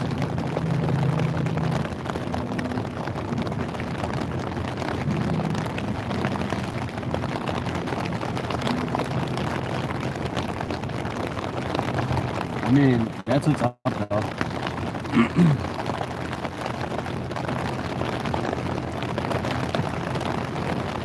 Oh, you pay rent to live in a trailer in a backyard?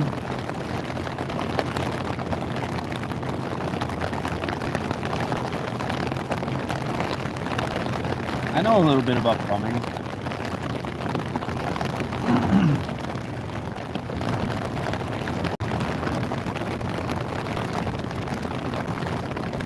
Me and my dad don't get along very well at all, but growing up, he was always the type of guy to like do things himself because it was cheaper. And like my family, like my uncles had different skill sets. Like my uncle knew how to do plumbing and electrical. My dad knew how to do like tiling and whatnot. So like I have different random skill sets when it comes to like handyman shit. Jack of all trades, master of none.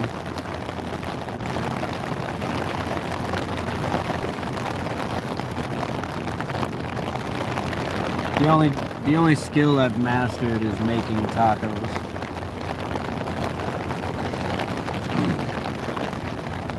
I actually thought about calling there's a guy in town that owns a restaurant who's been like really trying to help me out. I thought about calling him and seeing if he'd pay for a hotel for me and Boots, but I don't really want to like, I don't really want to do that. Even though I live by like, if you don't ask, you don't know.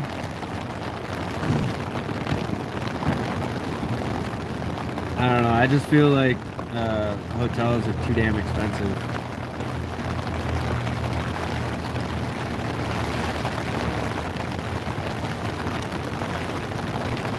Oh yeah, and I can make dinner.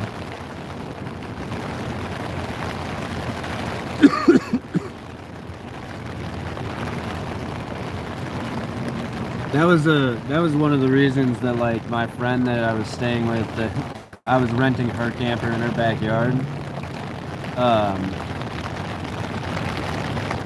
It's not about nervous, it's just I don't want to overstep.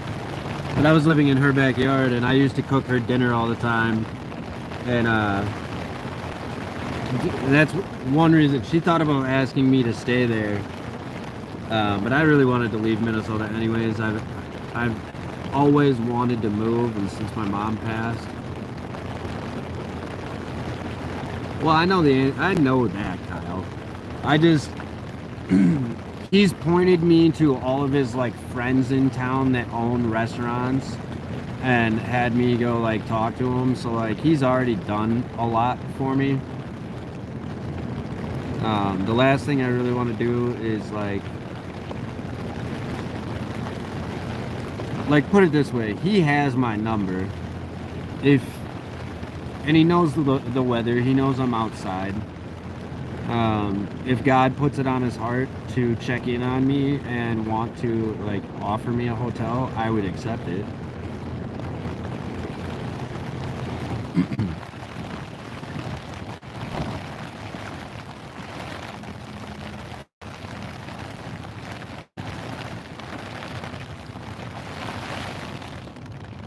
That's just one of the things like that.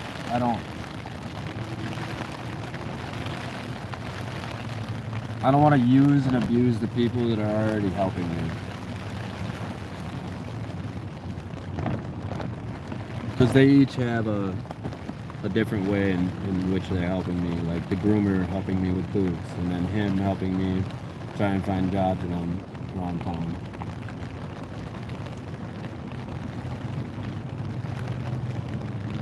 Do I think he might? Like, I think if I walked into his restaurant soaking wet with my dog outside, that would be one of the first things he would do.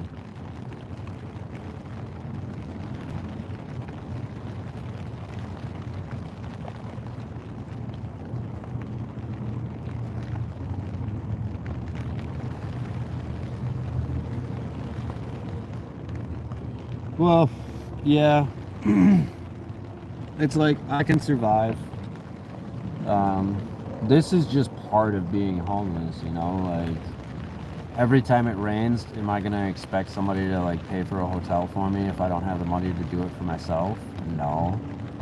Like that's a type of greed that I don't like the guy that gets on YouTube Live all the time and he sits there and begs for, you know, $20 for, you know, him and his girlfriend to eat, but like refuses to go out and apply for jobs, or even go pick up cans. I even thought about like picking up cans and turning them in for money. The thing is there's no fucking like trash. People don't litter around here. In St. Paul, we used to do that for money all the time. Here, no, there's no cans for me to pick up. It'd take me a month to pick up enough cans to make $5.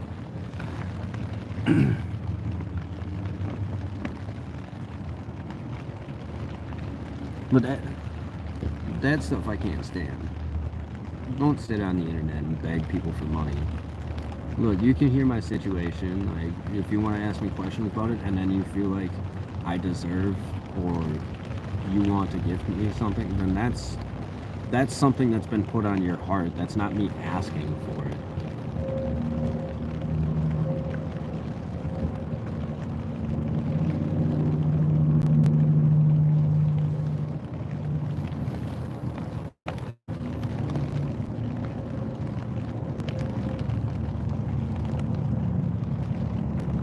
Yeah, I know. That's something that gets me in trouble. It's part of the reason that I am in this situation that I'm in is because I don't take advantage of people helping me. Like, I'm sitting behind the groomers right now on her property, and I've never really asked her if I could just like hang out here.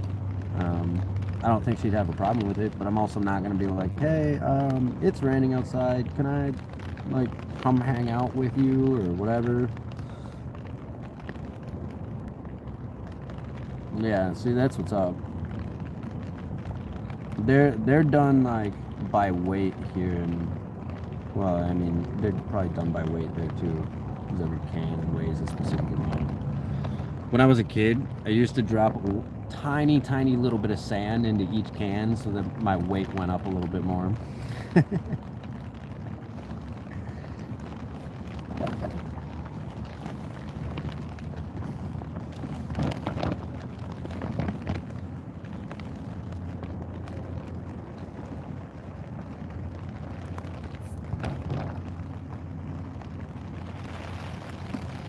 See, that ain't bad.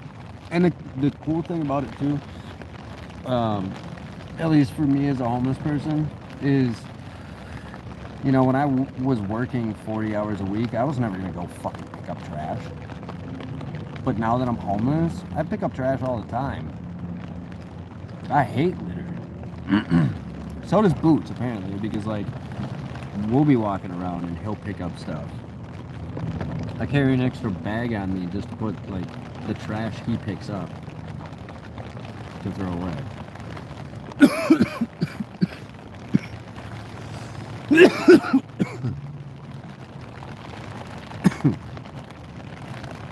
And it's an honest way of making some money. It's not stealing. Bro, I've not, in the year that I've been homeless, I haven't stole anything, including food.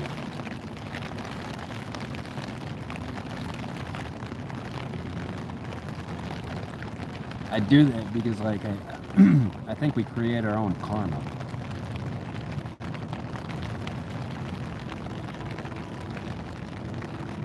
Why would I need Starlink? I have cell phone service.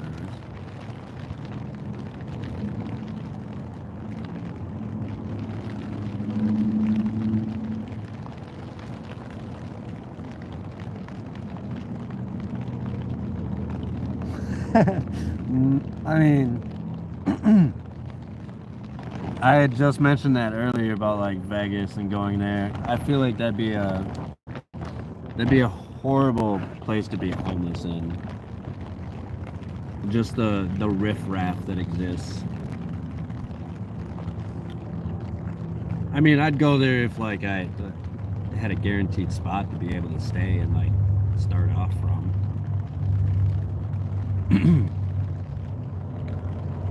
Part of the reason that I picked like where I'm at here on the map is because like if I'm gonna leave a city, like the reason I left St. Paul was all the gangs and all the other homeless people. Like in the tent camp, all my stuff got burned. My tent, my jackets, my clothes, my shoes, everything that I left in my little camp area was burnt. So like when I decided I was going to leave Minnesota and pick somewhere else to start over, rinse, repeat what I did in rural Minnesota, I picked somewhere on the map that I figured wouldn't have a ton of homeless people to deal with, and if they were homeless, they were probably just meth heads or heroin addicts that, like, for the most part, can be reasoned with because they're in a small town and everybody knows them.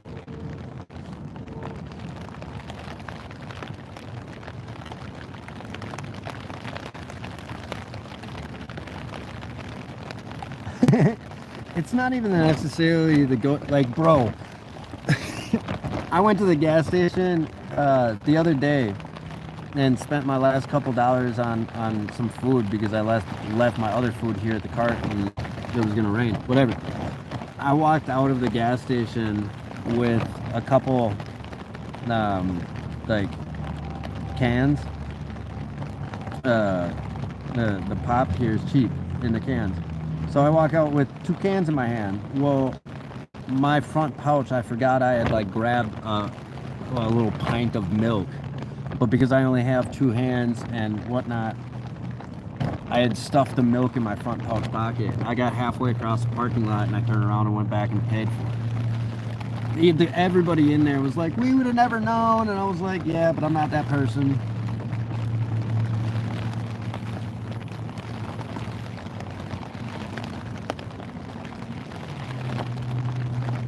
You have a condo in Vegas? Wait, you have a condo in Vegas, but you're in a trailer in somebody's backyard? Is that how I read that earlier? Ah, fair enough, yeah.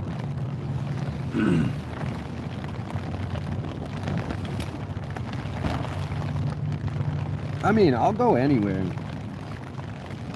I believe I have the tenacity to prove people why they should give me a chance if they give me a chance. I'm a hard worker. That scuba diving job that I picked up, all the other guys that were doing that job were like 19 and 20. I was the only 30-year-old scuba diving, pulling lake weeds, and also beasting and besting all these young guns when it came to like how many bags of heavy ass weeds I would haul compared to them. Like I prefer not to do like heavy labor like that because my back does not like it after falling out of a tree and being in a few car accidents. Like I was in one car accident where I spider webbed the windshield with the top of my head. I wasn't wearing my seatbelt and I went, but like my neck and shoulder, all that's compressed, so I don't mind working in kitchens. I might be on my feet, you know, for 8 to 10 hours at a crack, but kitchen work is so satisfying. Especially full service kitchens where I don't have to see a customer.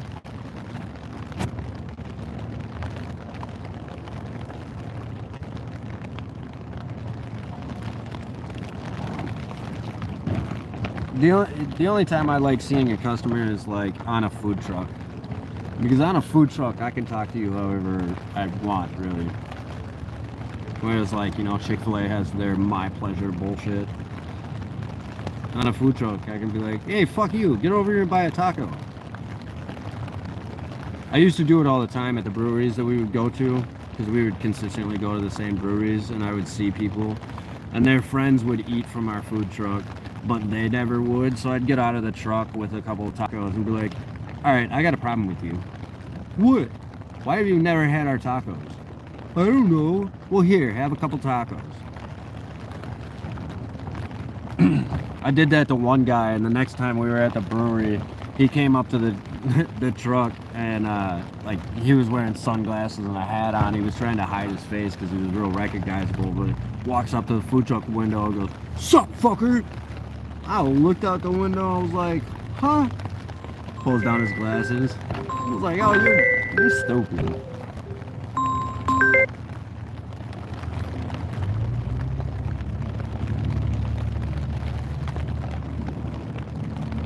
I appreciate that. appreciate that. I would say that I think everybody deserves a chance. You know, I wrote a quote a while ago that everybody deserves compassion and empathy, but respect is earned. So step softly, move with intent, and live with passion.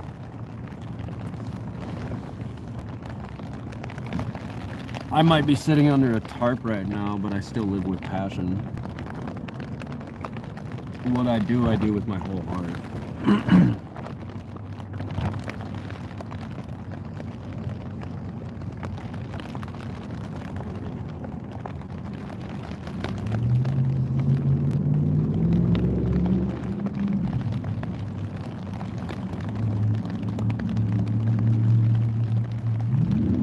Oh, battery power, 15%.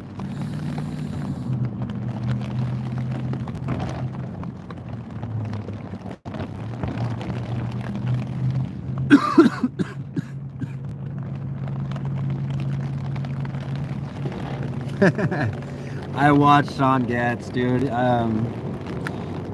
I love that dude's his whole mindset is pretty freaking cool.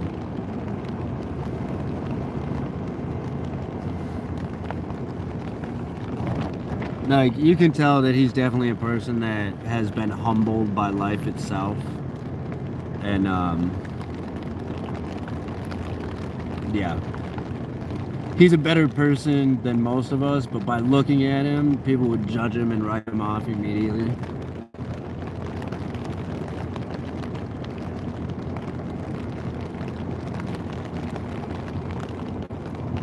Also, the first time I watched one of his lives and I was watching him move around the food truck or his food trailer, that dude will do just fine with that business.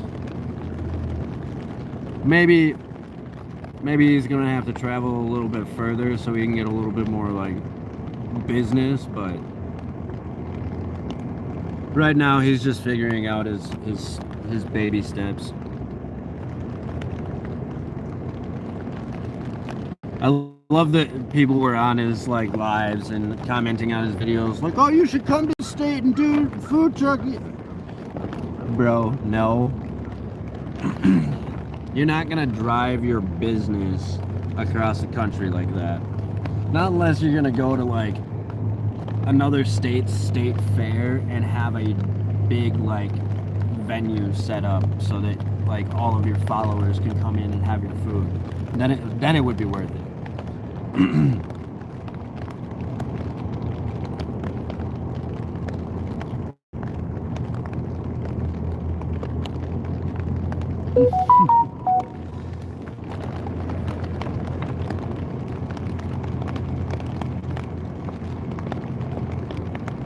Yeah.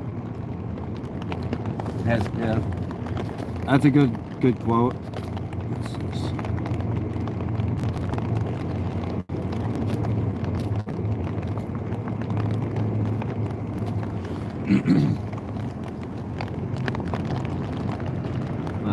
Words matter.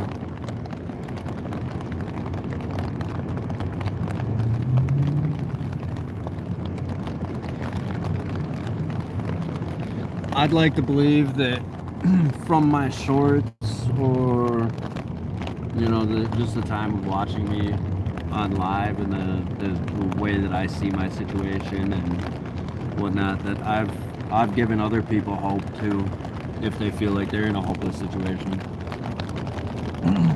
Because here's the thing, people don't necessarily have to be homeless like me or be in my situation to feel hopeless.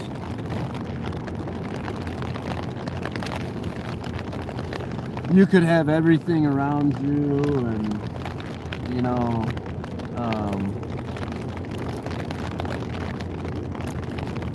you could have family and you can still not be happy and you can still feel hopeless. I felt that way for a long time.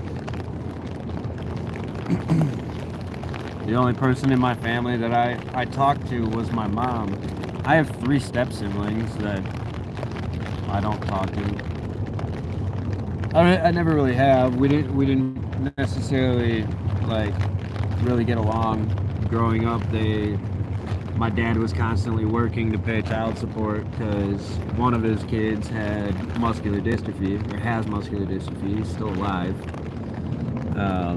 And then he had 2 other kids, so he was paying like $2,000 a month. And this was back in the day. This was 18 years ago.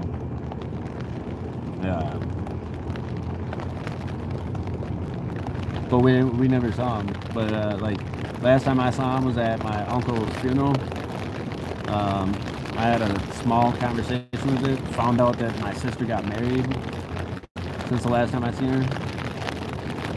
I don't know. That's why I just up and left Minnesota. I was not gonna try and have a relationship with those people anymore because clearly they don't want to have a relationship with me. So I'm gonna go find my peace somewhere else. And I'm gonna find people to be peaceful with. You know what I mean?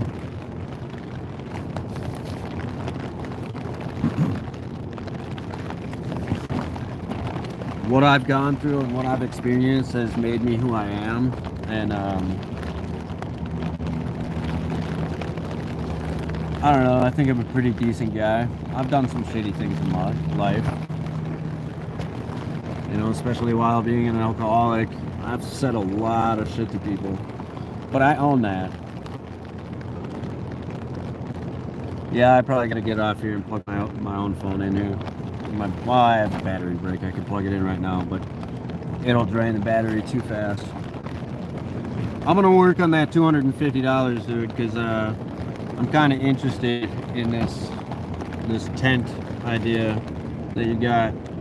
I'm gonna spend some time on Google Maps looking around at the area. Maybe hop on Indeed, even throw out a couple applications that way prior to even going there. I would have done that with this town I'm in now had I like planned to come here, but my plan kind of just like changed abruptly. So.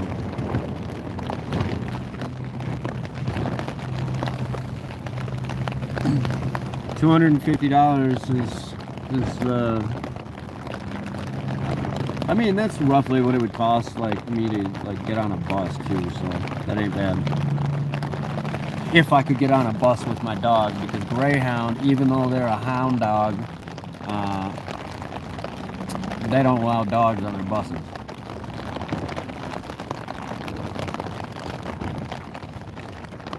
Otherwise, I'd be hopping on a bus probably south to be warmer. I'm gonna hop off, guys. My phone's dying. I've been on here for 4 hours. I appreciate y'all watching. I got 8 likes this time. That's pretty cool. Stay dry, have fun, be kind to each other.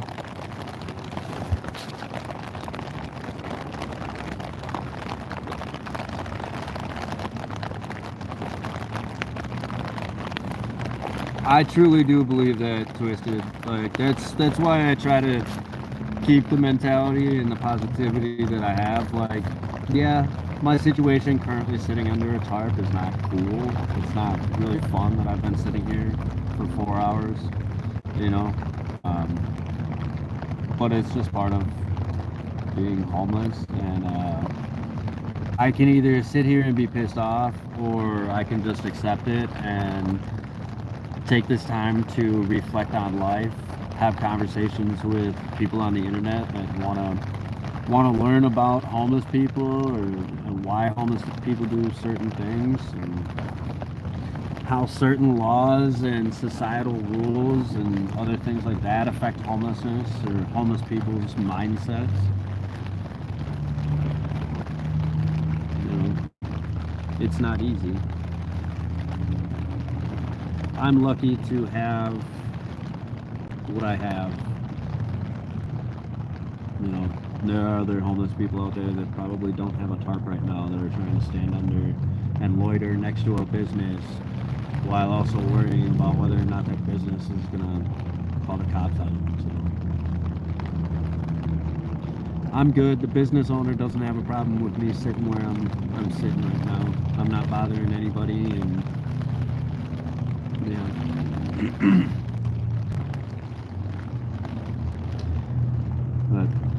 I'm gonna hop off. I'm gonna go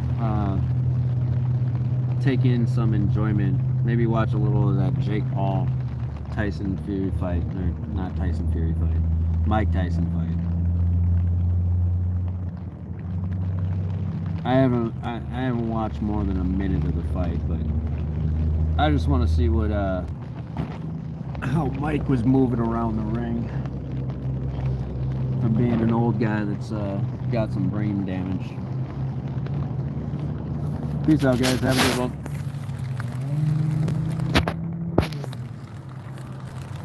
one.